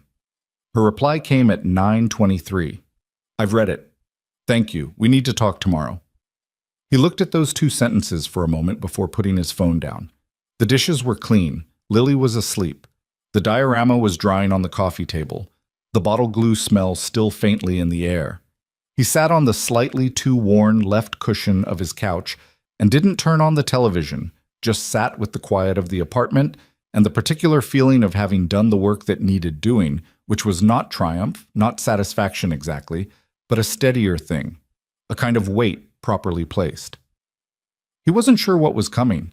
He was fairly sure it was going to be complicated in the way Dennis had said, in the way things tended to get when accurate information met people who had reasons to prefer it stayed inaccurate. But the report said what it said. That was the part he knew how to do. He went to bed. The Monday call lasted 40 minutes. Isabella walked him through what she'd found after reading the draft report. Not just her own reactions, but what she'd learned by tracing back through the paper trail that Marcus Webb's memo had created. He'd sent his revised Eastport proposal to 3 board members, not 2. The third was a man named Gerald Fitch, who had been on the Monroe Technologies board for 9 years and who had, Isabella explained with the careful tone of someone describing a structural problem in a building she lived in, a long-standing investment relationship with the development fund that was backing the Eastport project. "He has a financial interest in Eastport moving forward," Ethan said. "An indirect one. Through a fund he's a limited partner in." A pause. "It should have been disclosed when the project came to the board. There's some ambiguity about whether the disclosure requirement applies at the limited partner level." Convenient ambiguity. "Yes." Her voice was flat. "Marcus knew about Gerald's position. He's known for at least a year." Ethan was at his desk. He'd been trying to respond to 2 other emails before the call, and both of them were still open and still unanswered. So Webb sends the revised proposal directly to Fitch, who has reason to want the project approved, and to 2 other board members, building a coalition before the formal agenda. And he uses the assessment's incompleteness as a framing tool to make anything the assessment eventually says look like it arrived too late to be fully credible. "That's what I think happened." "Does he know you've seen the forwarded memo?" "He knows I know the proposal went out. He came to my office this morning." She paused. "He was very professional about it. He said he'd been trying to build alignment before the meeting, that it was standard stakeholder management, that he'd intended to brief me before the formal distribution, but the timing had moved. And it was a well-constructed explanation that answered the surface question and left every important question unanswered." Ethan leaned back in his chair. Through the shared office window, he could see Dennis at his own desk, ostensibly working on something else. Dennis had the particular posture of someone trying not to obviously listen to a conversation, which meant he was listening carefully. "What did you say to him?" "I told him I appreciated the context and that we'd discuss the Eastport timeline at the board meeting." A pause. "I was professional about it too. Are you going to confront him directly before Thursday?" A longer pause. "I've been thinking about that."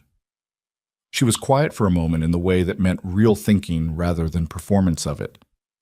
"If I confront him before Thursday, he has time to shore up whatever he's built with Fitch.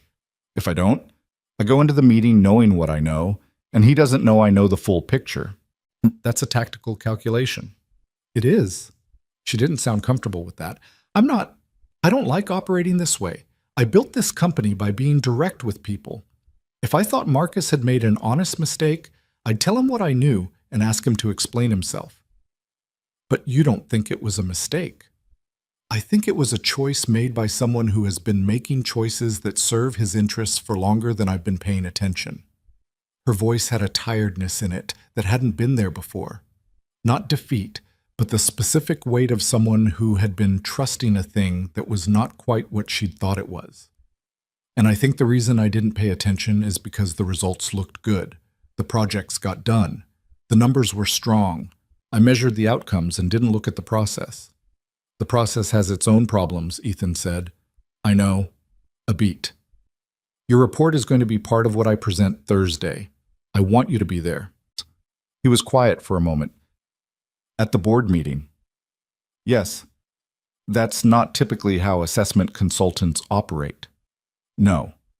But the board is going to ask questions about the findings that I want answered by the person who made them, not by my characterization of them. She paused. And honestly, Marcus is going to challenge the methodology and the timing, and I want you there to answer that directly. He's going to be difficult about it. I expect so. Ethan thought about what Dennis had said. You're going to pick a fight with a VP at one of the biggest development companies in this city. The board meeting was something else again. A room where the dynamics were more concentrated, where the stakes were clear, where the difference between a clean finding and a politically inconvenient finding had actual consequences for real decisions. All right, he said, I'll be there. Thank you. A pause. And the final 2 properties? Dennis's completion timeline? Wednesday at the latest.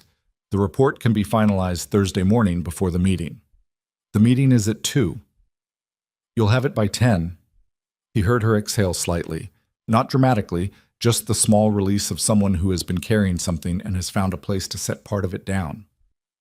Ethan, she said, yeah. I want you to know that whatever happens Thursday, the outcome of the meeting, the board's decision, I'm not going to let this process be characterized as something it wasn't. A pause. Whatever Webb says about the timing or the methodology, I know what this assessment is. I know what you've done. He wasn't sure how to respond to that in a way that wasn't either dismissive of it or too large. Just make sure they read all 15 pages, he said, not just the executive summary. A short sound that was almost the beginning of a laugh. I'll insist on it, she said, and hung up. Dennis finished the last 2 properties on Tuesday afternoon, and they spent Tuesday evening in the shared office on Clement Street putting together the final report. Dennis did the structural sections. Ethan did the integration and the executive summary, and the section that was, in some ways, the hardest to write, the service provider performance analysis, which laid out in plain language what the consistent gaps across 8 properties indicated about the adequacy of the oversight that had been in place. This section, Dennis said, reading over Ethan's shoulder, Webb is going to say this is outside the scope of the engagement. The scope was the buildings. What's in the buildings is a function of who's been maintaining them. Ethan kept typing. It's relevant. I'm including it. He's going to say you drew a conclusion that wasn't asked for. Clients often get more than they asked for. He finished the paragraph, read it back, changed 2 words. If someone hired me to assess whether a car was roadworthy, and I noticed the mechanic had been falsifying service records, I'm not going to leave that out of the report because they only asked about the car. Dennis sat back down at his own desk. That's a very clean analogy. I thought so. It's still going to make Webb hostile. He was going to be hostile anyway. Ethan saved the document. He was hostile the moment she hired someone outside his preferred vendor network to look at his portfolio. Dennis was quiet for a moment. You think he knew what the assessment was going to find? Ethan stopped typing. He'd been thinking about that.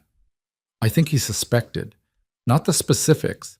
I don't think he knew about the Harbor Drive shaft clearance or the Skybridge joint, but he knew the service provider wasn't keeping up. He'd have had enough proximity to the maintenance reports to know there were gaps. He paused. I think he managed up to Isabella in a way that kept those gaps from becoming visible. And when she hired an outside assessment, he knew the gaps were going to become visible, and he started building his defenses. That's not incompetence, Dennis said.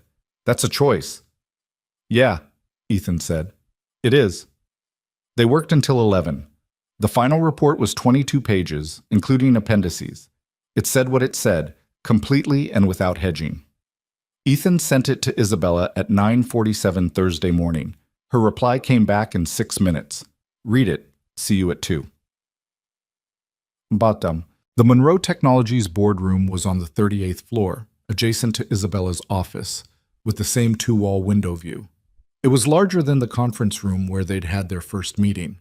A long oval table, 12 chairs, the particular hushed quality of rooms where important things had been decided, and the walls had absorbed some of that weight over the years. Ethan arrived at 1:40. Claire Park met him in the reception area and walked him through, and he had the distinct impression that she was doing this with more care than standard, which probably meant Isabella had said something specific to her about the meeting. The board members came in over the next 15 minutes. There were 8 of them. Gerald Fitch was a man in his late 60s, with the careful ease of someone accustomed to rooms like this. He arrived with 2 other board members, all 3 of them in conversation, the kind of pre-meeting conversation that established alignment before the formal discussion started. He looked at Ethan the way people looked at someone in a room who wasn't where they'd expected someone to be. Marcus Webb arrived 2 minutes before 2. He was younger than Ethan had expected, early 40s, well-dressed in the way that communicated both competence and ambition, the kind of person who moved through rooms with the assurance of someone who had consistently gotten what he went after. He looked at Ethan once when he came in, a brief assessment, and then looked away. Isabella was the last to arrive, which Ethan was fairly sure was deliberate. She came in at exactly 2 o'clock, set a folder on the table at the head, stood rather than sitting. "Thank you all for being here," she said. "Before we get to the formal agenda, I want to present the findings from the independent safety assessment of the Monroe Technologies property portfolio. You should each have the full report in the materials in front of you. I'm going to ask Ethan Carter, who led the assessment, to walk through the key findings. Then we'll address the Eastport Development Timeline proposal." Marcus looked at the report in front of him. Then he looked at Isabella. "I thought the assessment was still in progress." "The assessment is complete," Isabella said. "Ethan?" Ethan had given a version of this kind of presentation before, not to a board exactly, but to building owners, to management committees, to groups of people who had varying interests in the findings. He'd learned early that the best approach was to simply describe what was in the report as though the findings were self-evident, which they were, and to speak at a pace that made it hard for anyone to interrupt without being obviously rude. He went through the findings property by property. He didn't editorialize. He described what was found, where it was found, what it indicated, and what the remediation path was. He spoke for about 20 minutes, and the room was quiet throughout. When he finished, there was a beat of silence. Gerald Fitch spoke first. "This is a fairly sweeping assessment of portfolio-level issues. My concern is the timeline. Was this a sufficiently thorough process, given that we're seeing a complete report on 8 properties in 5 weeks? 4.5 weeks? On 6 of the 8 properties. 2 properties were completed this week." Ethan held Fitch's gaze. "The methodology is in the appendix. The findings are documented with site photographs, building record comparisons, and dated inspection logs. If you want to discuss specific findings, I'm happy to walk through any of them in detail." "My question is about the timeline," Fitch said, "not the findings specifically. The timeline was appropriate for a preliminary and interim assessment. It's not a one-time inspection. It's an assessment of documented records against physical conditions. The work is what it is, regardless of how long it takes." Marcus spoke. His voice had the controlled quality of someone making a measured contribution. "What concerns me about the timing, and I want to be clear that I'm not questioning the work itself, is that this report is being presented in direct conjunction with the Eastport proposal. There's an implied connection that I don't think is... The connection is explicit," Isabella said. The room was quiet. The Eastport proposal includes a request to condense the pre-construction safety audit from 16 weeks to 8, Isabella continued. "The assessment findings we just heard indicate a consistent pattern of inadequate safety oversight across our existing portfolio. Those 2 things are directly related." She looked at Marcus steadily. "The board should understand both before voting on the Eastport timeline." Marcus looked back at her for a moment. Then he looked at his copy of the report and opened it to a page in the middle. "The service provider performance section," he said. "This section draws conclusions about the adequacy of our vendor management process that go beyond the scope of a building assessment." "The findings are in the buildings," Ethan said. "The service provider's performance is what produced those findings. The connection is factual, not interpretive. The recommendation to discontinue the current service provider contract is a significant business decision that..." "It's a recommendation," Ethan said. "What you do with it is the board's decision." Another board member, a woman Ethan hadn't been introduced to, spoke up. "The Skybridge joint on the eastern campus. When was that structure last assessed by the current service provider?" Claire, who was sitting near the door with a laptop, pulled up the record immediately. The last comprehensive structural assessment of the Sky Bridge was 18 months ago, she said. And the stress fracture was visible when? Based on the progression analysis in the report, it's been developing for approximately 8 to 12 months, Ethan said. So it was missed on the last assessment, the board member said. Based on the available evidence, yes. Fitch leaned forward slightly. I'd like to suggest that we table the Eastport discussion until we've had time to review this report properly. It was only distributed this morning, and making a major development decision in reaction to an assessment that the full board hasn't had adequate time to. The full board has had the report since 10 this morning, Isabella said. That's 4 hours. I'm confident that's sufficient to address the relevant sections. She opened her folder. Gerald, I also want to address the disclosure question regarding your position in the Harrington Development Fund. The quality of the room changed. Fitch's expression didn't break. He was good. Genuinely good. The kind of person who had sat in difficult rooms for decades and knew how to receive a difficult statement without visibly reacting. But something shifted in the set of his jaw. My position in that fund was disclosed at onboarding 9 years ago, he said. The disclosure requirements at the limited partner level are ambiguous, Isabella said. I know. Our legal team reviewed it this morning. What isn't ambiguous is that a voting board member has a financial stake, however indirect, in an outcome being decided at this meeting. I think the board should know that as part of making this decision. She paused. I'm not alleging any impropriety, Gerald. I'm being transparent about a fact that's relevant. The room was very quiet now. Marcus was looking at his report. Ethan could see from across the table that he wasn't reading it. His eyes were still, not moving the way eyes moved when they were actually taking in words. Ethan looked at Isabella. She was standing at the head of the table with the particular straightness he'd first seen in a parking garage at 2 a.m. The deliberate, maintained uprightness of someone applying effort to their own posture as a form of commitment. But there was something different in it now. Not just controlled, grounded, like the uprightness was coming from somewhere more solid than effort alone. He thought about what she'd said on the Sky Bridge. I think I confused running without me with running correctly. She wasn't confused about it anymore. The vote on the Eastport timeline was 4-3 against the condensed audit. Fitch abstained, citing the disclosure concern she'd raised, which was, Ethan thought, probably the outcome he'd decided on the moment she'd named his position out loud in front of 8 people. Abstention was the only choice that didn't make things worse.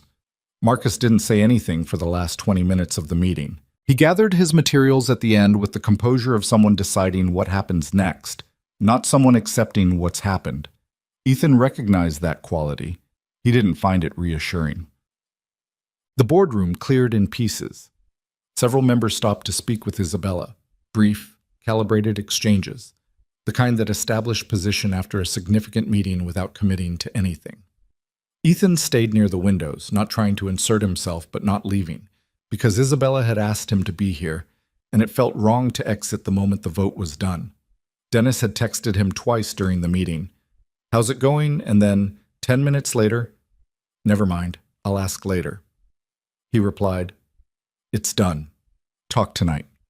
When the last board member had gone and Claire had quietly closed the door behind her, the room was just the two of them. Isabella sat down for the first time. She sat at the head of the table and put her hands flat on the surface and looked at the middle distance for a moment. Ethan pulled out a chair 2 seats down and sat. He didn't say anything because this was the kind of moment where talking first was usually the wrong thing. After a while, she said, Gerald's going to be difficult for the next 6 months. Probably. And Marcus is... She paused. I need to have a real conversation with Marcus. Not today, but soon. Another pause. He's good at his job. Some of what he's built is genuinely valuable. This doesn't erase that. She was working through it out loud in the specific way people did when the answer wasn't just logic, but also something they needed to hear themselves say. But I can't have someone in that position if I can't trust what I'm getting from him. No, Ethan said. You can't. I've been trusting outcomes, she said. Numbers, deliverables. I built a culture where if the numbers were good, I didn't ask too many questions about how they got there. She looked at him. That's a management failure. It's a common one. That doesn't make it less of one. No, he agreed. It doesn't. She looked at the report sitting in front of her. When I was in that elevator, she said, and stopped. Adjusted. When I was in the elevator, the thing that scared me wasn't that I couldn't get out. It was that I'd been in a building I thought I understood, and it turned out the building had a failure I hadn't known about, something I owned, something I was responsible for, had a problem I'd never looked at directly. She paused. I think I've been in a version of that situation for longer than one night. Ethan thought about how to answer that. He thought about what he'd told Lily about bridges. If a bridge is totally rigid, when things move, it has nowhere to put the stress, so it cracks. But if it can flex a little, it absorbs it. The difference, he said, between a building problem and the other kind is that buildings can't recognize their own failures. They just fail. He paused. You recognized yours. She looked at him, not with the particular controlled assessment she usually gave things, but with something more direct, less managed. You have a way, she said, of saying things that are about buildings but aren't. I spend a lot of time in buildings, he said. Maybe some of it bleeds over. She looked at him for a moment longer. Then she picked up her folder and stood, and the room returned to its normal register of professional space, and the particular thing that had been in the air settled back into the ordinary. I'm going to take the rest of the afternoon, she said, which he suspected was not something she said often. There are things I need to think through. All right? Thank you for today, Ethan. She said it simply. All of it. The report. Being here. It's the work, he said. Some of it's more than the work.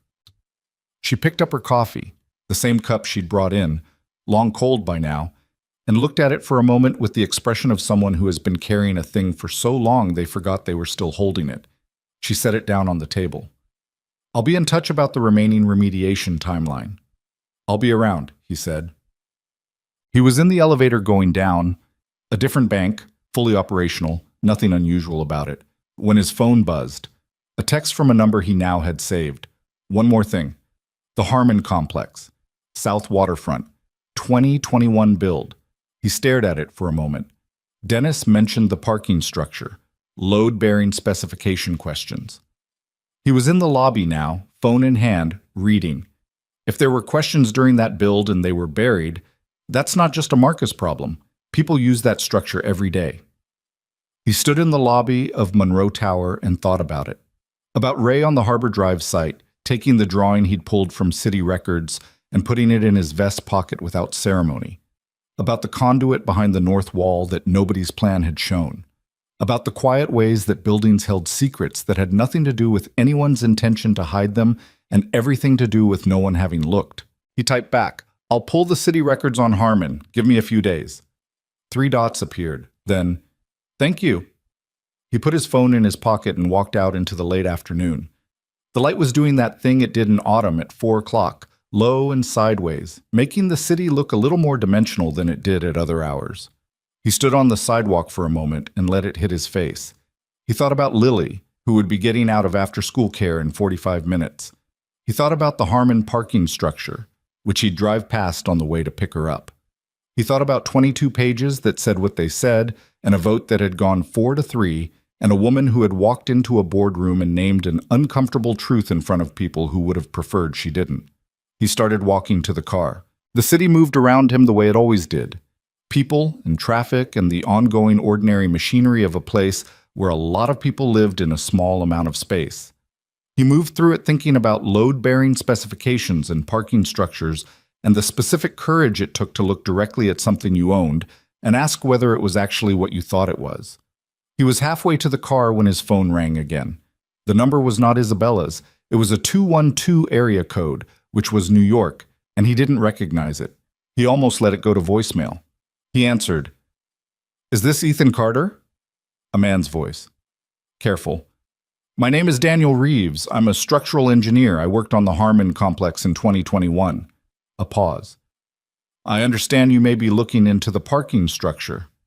Ethan stopped walking. I've been waiting, the man said, for someone to look.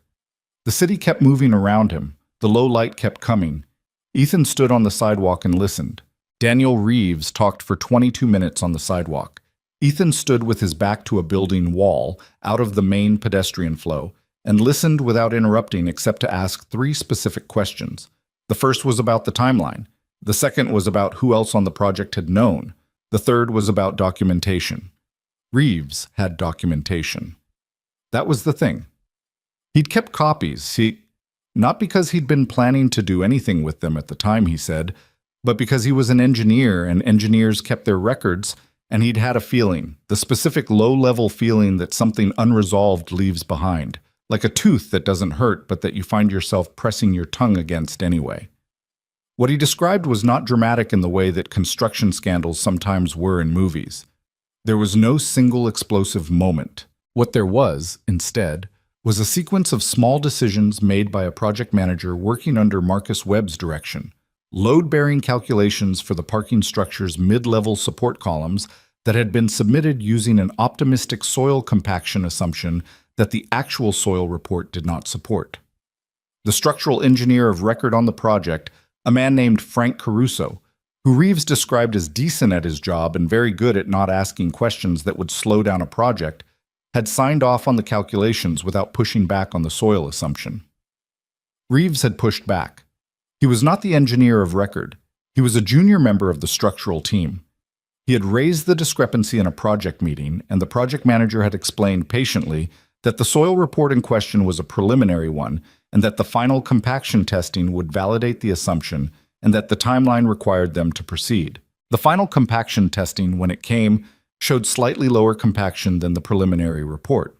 The project manager had submitted it to the calculation file without revising the calculations or flagging the discrepancy.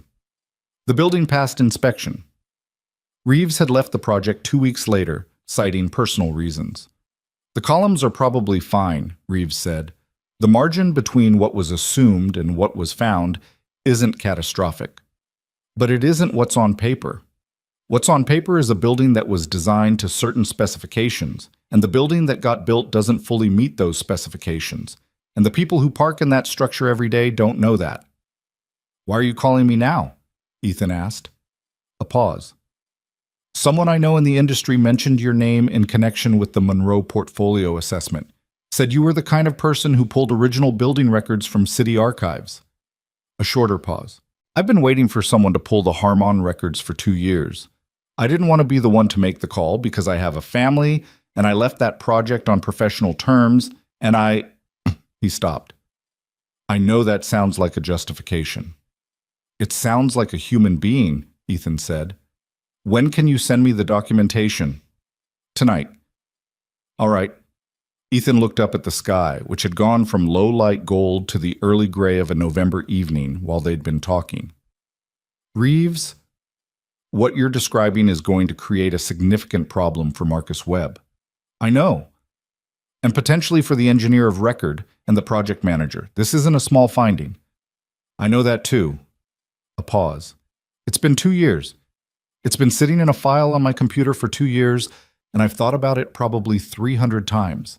And every time I drive past that building, I think about it again."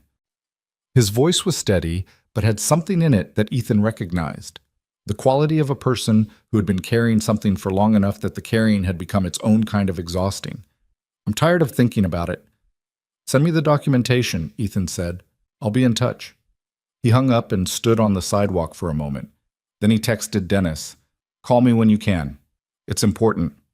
Then he got in his car and drove to pick up Lily. She was in the after-school room when he arrived, sitting at a table with 2 other kids working on something with colored pencils. She looked up when she saw him, gathered her things with the particular unhurried efficiency she applied to transitions she was satisfied with. "Good day," no urgency to leave but no resistance to going, and came over. "You're thinking about something," she said in the car. He glanced at her in the rearview mirror. "What makes you say that?" "You're doing the quiet where your face is doing things." He didn't have a good answer for that. "Work thing," he said. She accepted this. They drove in silence for a block. Then, "Is the person okay? The one you help with buildings?" He thought about Isabella in the boardroom, standing at the head of the table. The vote. The way she'd sat down after everyone left and put her hands flat on the table. "She's okay," he said. "She handled something hard today." "Did it work out?" "Mostly." He stopped at a light. "Some things are still in progress." Lily considered this.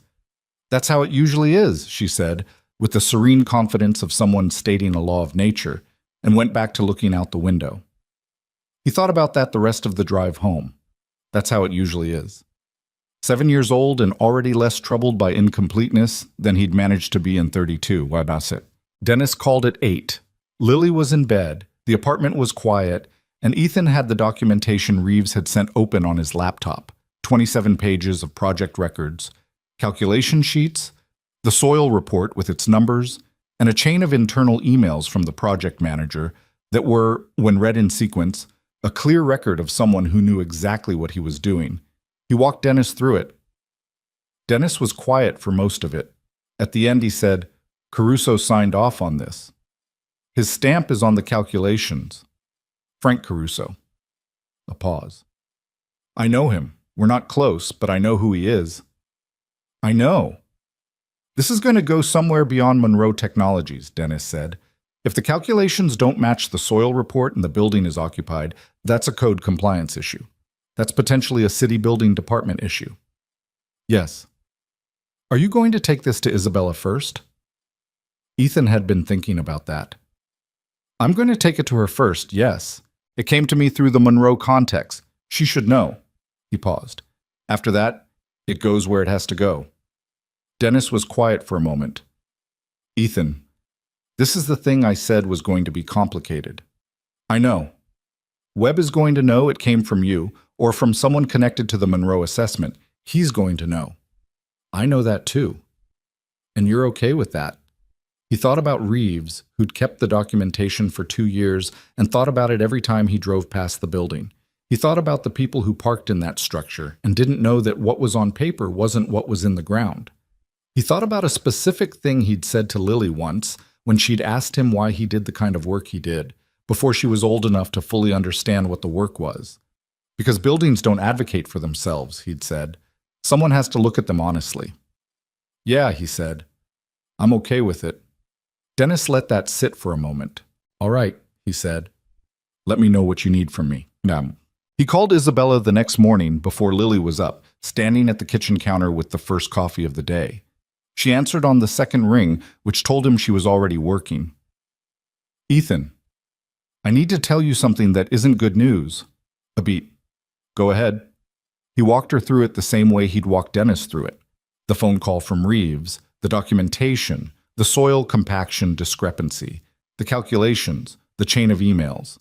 He kept it factual and sequential, the way he wrote reports, because the facts were enough and adding anything to them was unnecessary. When he finished, the silence lasted longer than most of her pauses. "Marcus managed that project," she said finally. "Yes." "He was the senior development lead on the Harmon complex." "Yes." Another silence. He could hear the particular quality of it, not shock, because she was not easily shocked, but the specific sound of someone absorbing information that recontextualizes things they thought they already understood. The project manager who submitted the compaction report without flagging the discrepancy. Who did he report to? "Marcus Webb," Ethan said. Directly. She was quiet. "Isabella, I'm here." Her voice had gone to the very flat, very even register that he'd learned meant she was managing something significant. "I'm thinking. Take the time." "The building is occupied," she said. "There are businesses on the ground floor. The parking structure is public access." "Yes." "If the columns are under spec, Reeves believes the margin is probably not catastrophic in current conditions. But probably and current conditions are not the same as certainly and all future conditions." He was as direct as he could be. A structure that isn't built to its documented specifications is a structure that can't be fully relied on. That's the bottom line. She was quiet again. He heard her moving. The sound of a chair, footsteps on a hard floor, the quality of the sound shifting as she went to a different part of the room. "I need legal on the phone in the next hour," she said, and he understood this was not directed at him but was her thinking out loud, the beginning of the sequence she was already running. And I need to look at the board disclosure requirements for this. You're going to have to report it. I know. No hesitation. That was never in question. Webb is going to know where it came from. Yes. A pause. Ethan, I want you to know that whatever Webb does with that, whatever his response to you is, I will not allow it to be a problem for your business. I'll make that explicit to him. You don't have to. I know I don't have to. Her voice had a steadiness to it that was different from the controlled steadiness he'd heard in the first weeks. Not effort, just substance. I'm choosing to. He leaned against the kitchen counter and looked at the morning light coming through the window. It was the same ordinary morning light it had been every morning in this apartment for the 3 years they'd lived here. Lily's backpack was by the door, already packed because she'd packed it herself the night before. Mrs. Okafor's door, visible through the peephole, was closed. There's one other thing, he said. What? Reeves. He held this for 2 years because he was scared. He made the right call eventually, but he held it for 2 years. He paused. When this goes forward, to the city, to wherever it needs to go, he's going to need to be a named source at some point. He has a family. He left the project cleanly. If there's a way to handle that part of it that doesn't cost him more than it has to, I'll have our legal team speak with him directly, she said. We'll do what we can. Thank you. A pause, then quietly, you called me first. You're the client, and he stopped, found a better version, and it mattered that you knew before it went anywhere else. She didn't answer right away. When she did, her voice had something careful in it, handled gently. It matters to me too, she said, that you told me. He didn't have an answer for that. That was the right size. He said goodbye and let her go make her calls. The next 3 weeks were the complicated ones Dennis had predicted. The Harmon documentation went to the city building department through Monroe Technologies' legal team, with Reeves as the technical source. The building department opened an inspection file. Marcus Webb was placed on administrative leave while the company conducted its own review of the Harmon project records, and 3 other projects he'd overseen during his tenure. The inspection of the parking structure's support columns found that the compaction discrepancy Reeves had identified was real, confirmed by core sampling, and that 2 of the 12 mid-level columns had been placed in conditions measurably below the design specification. Not catastrophically, not immediately dangerous, but not what the drawing said, and not acceptable, and requiring remediation. The parking structure was closed for 6 weeks while the remediation work was done.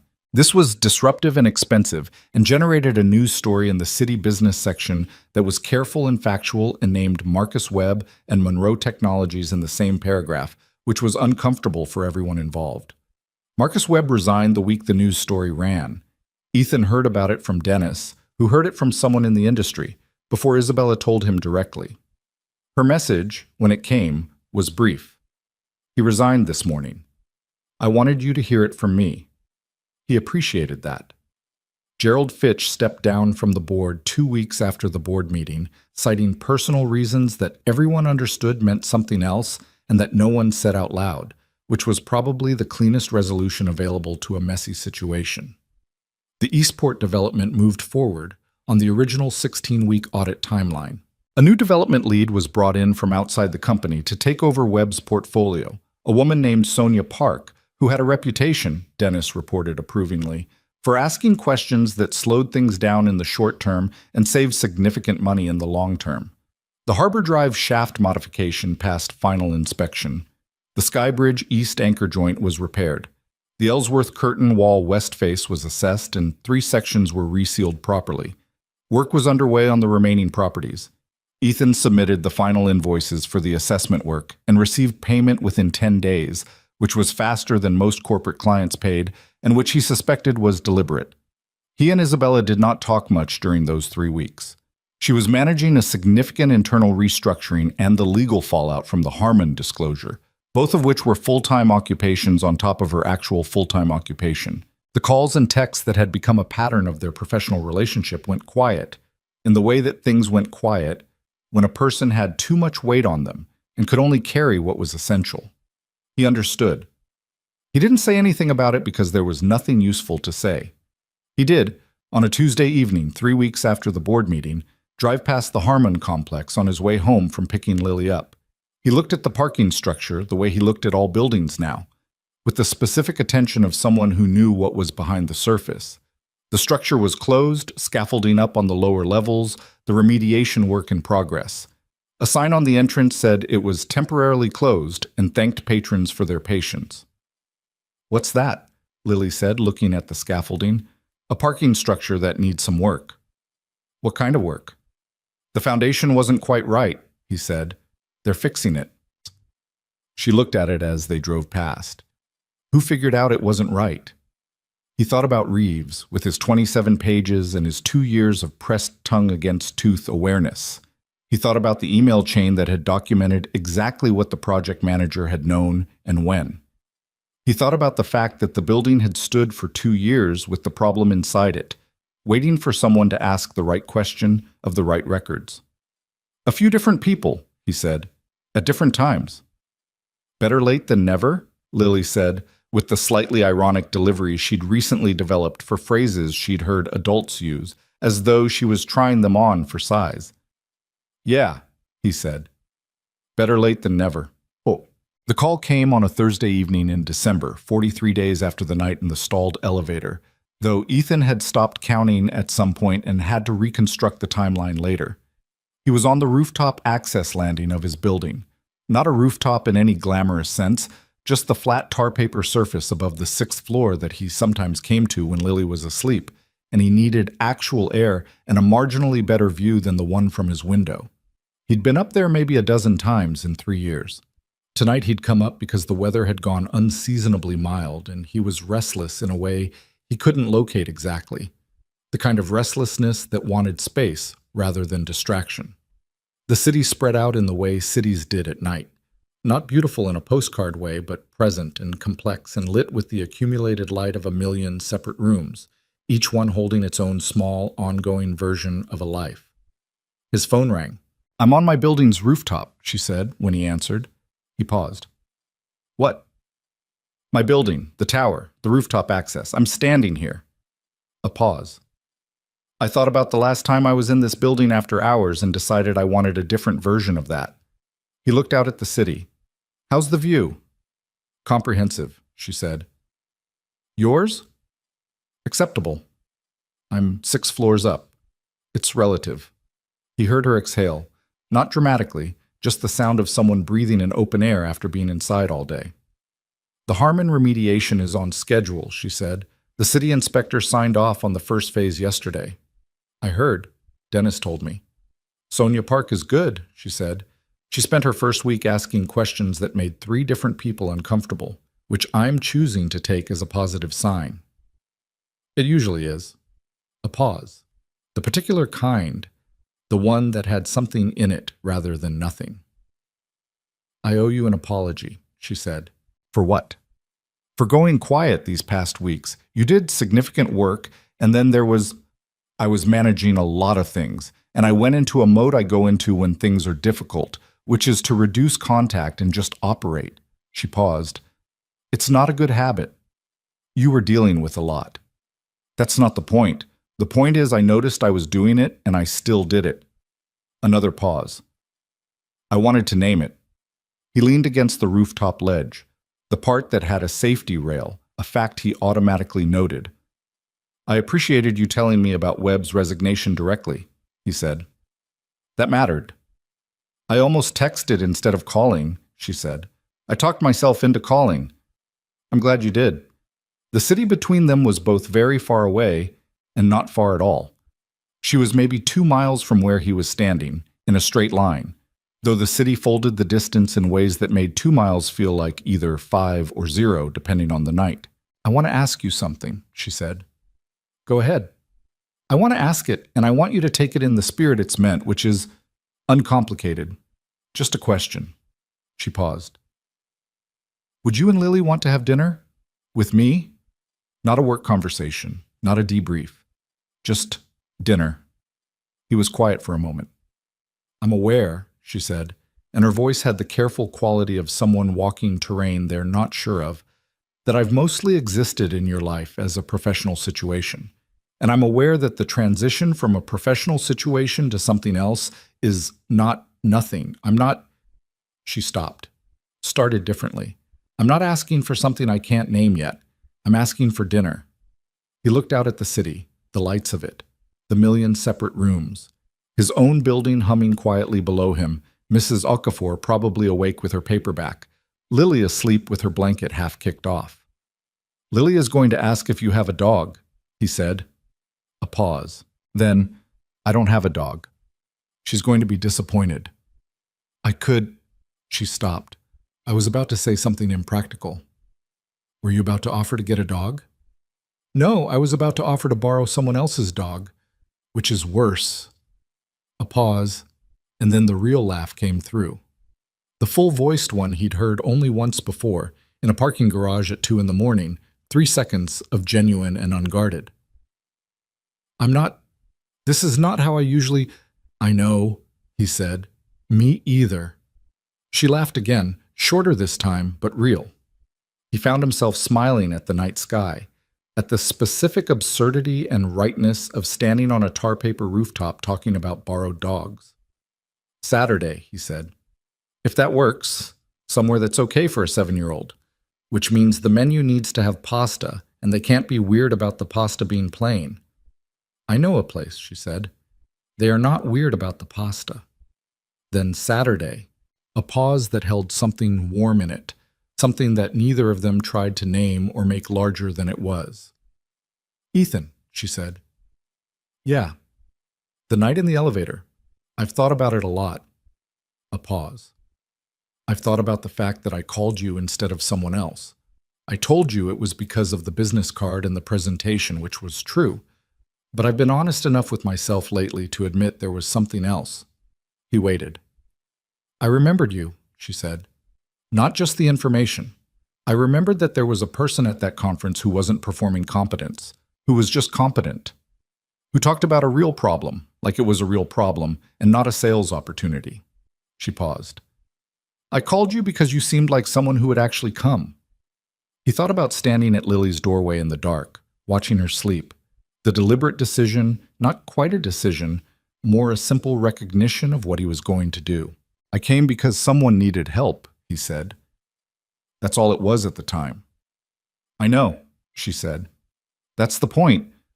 He looked at the city again, the accumulated light of it, the way it just went on, all those rooms, all those separate small ongoing lives pressing up against each other in the dark. There was something he'd been thinking about in the weeks since the board meeting, something that didn't have a clean shape yet, but that had been forming slowly the way certain understandings did. Not as an insight that arrived whole, but as something you walked toward gradually, and one day realized you were standing in. The thing he'd been thinking was this. He had spent a long time operating from a posture of survival. Not dramatically, not in the way the word usually implied, not in deprivation or crisis, but in the quieter sense of a person who had reduced their life to what was essential and manageable and had called that wisdom.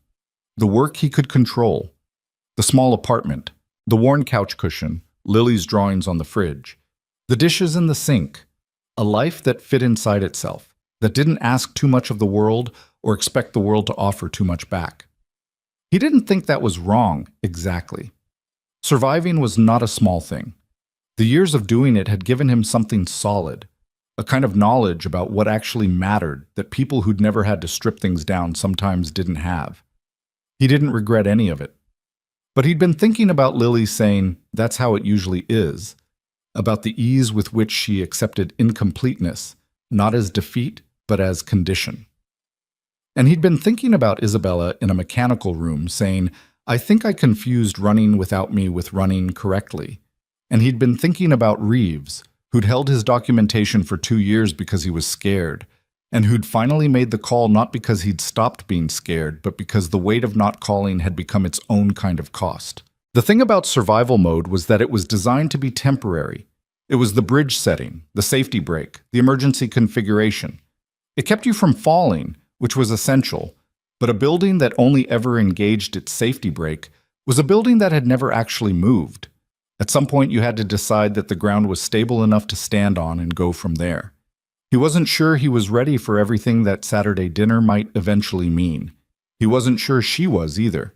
He suspected that was honest and possibly important, that the uncertainty wasn't something to solve before proceeding, but something to carry along, like Lily's diorama in the back seat of the car, slightly precarious and not quite dry and needing care. Saturday, he said again. Saturday, she confirmed. They stayed on the phone a while longer, not talking much, just existing on their respective rooftops with the city spread out between them, two separate elevations in the same November air.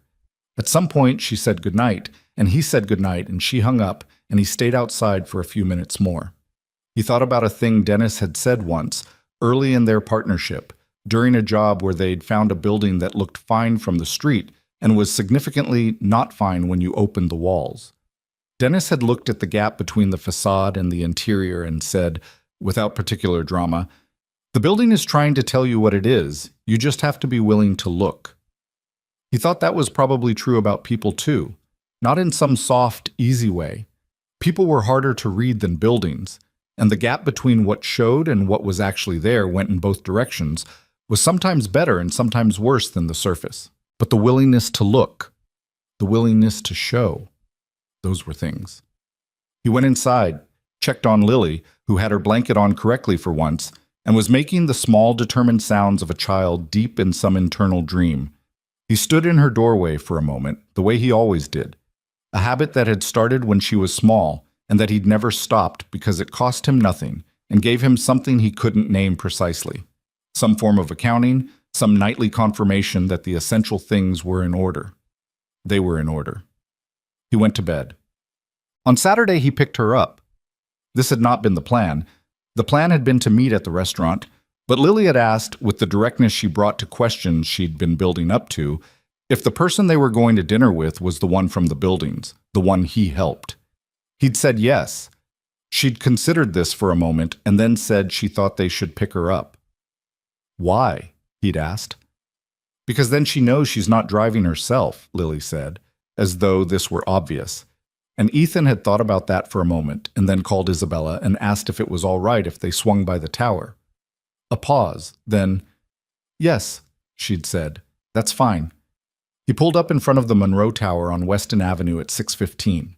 The lobby was lit. The building looked exactly as it had looked 43 days ago, on a night that had started with a phone call and an elevator and a set of decisions neither of them had fully understood they were making. Isabella came through the revolving door in a coat and no briefcase, which was the first time he'd seen her without something in her hands. She was looking at his car with an expression he recognized, the one she wore when she was encountering something that was slightly different from what she'd expected and was deciding what to do with that. Lily was in the back seat, turned toward the window, watching.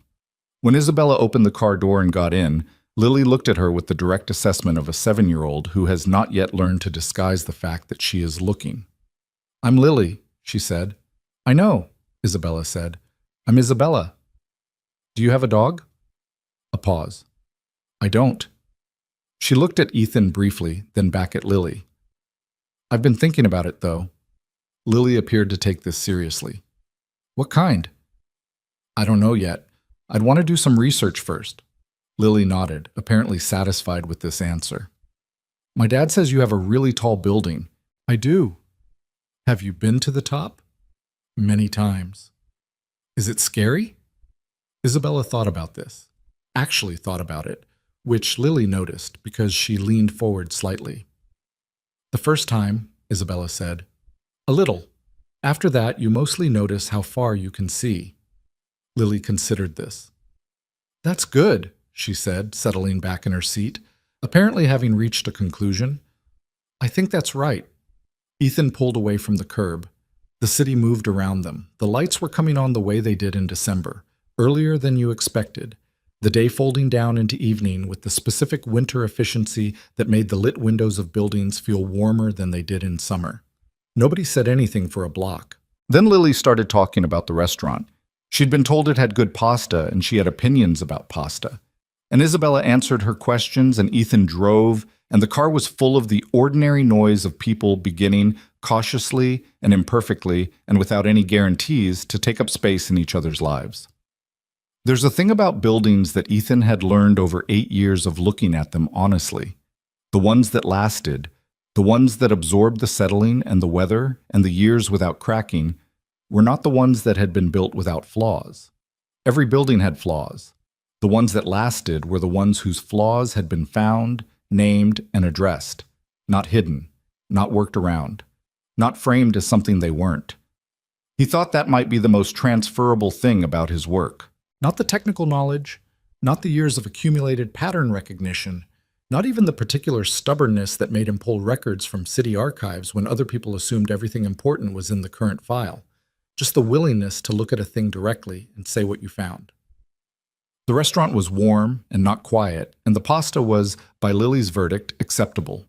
High praise, delivered with the slight qualification that the sauce was a little different from what she expected, but not bad different.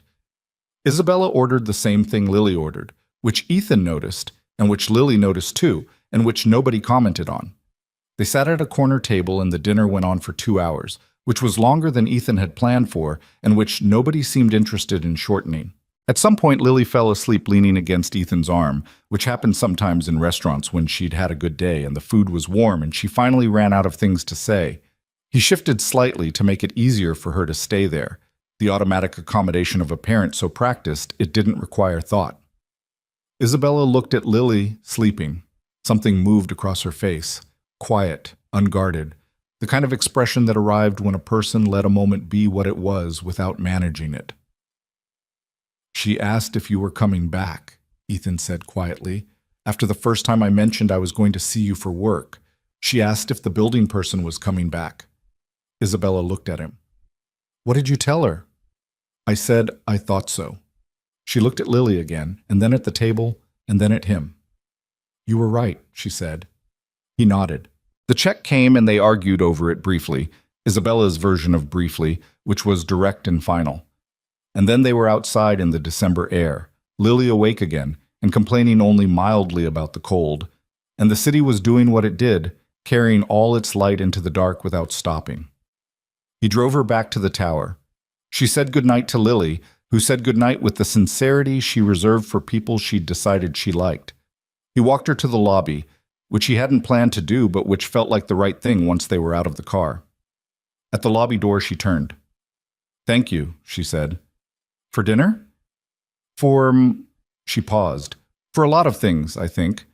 It's been a strange few months." "Yeah," he said. "It has." She looked at him in the way she had in the boardroom and in the parking garage and on the phone from her rooftop, the way that didn't manage itself very much, that was just her face receiving the moment and responding honestly. "I'm not good at this," she said. "Whatever this is, I want you to know I know that." "I'm not either," he said. "I haven't been good at it in a long time." "Then we're even," she said, something that was close to a smile. Not performed, not complete, just the shape of one arriving. "We're even," he agreed. She went inside. He went back to the car, where Lily had already rebuckled herself and was looking at her shoes. He got in and sat for a moment. "She's nice," Lily said. "Yeah," he said, "she is." "She's going to get a dog." "I don't know if she is," Lily said, with the certainty of someone who has taken a measurement and is confident in the result. "I can tell." He looked at the tower. The lobby lit behind the glass, Isabella already gone from view, the building just a building again, tall and lit and ordinary, and full of things that could be found if you were willing to look. He drove home. The night was cold and clear, and the city held its light the way it always did, persistent and ordinary, and somehow, on certain nights, exactly enough.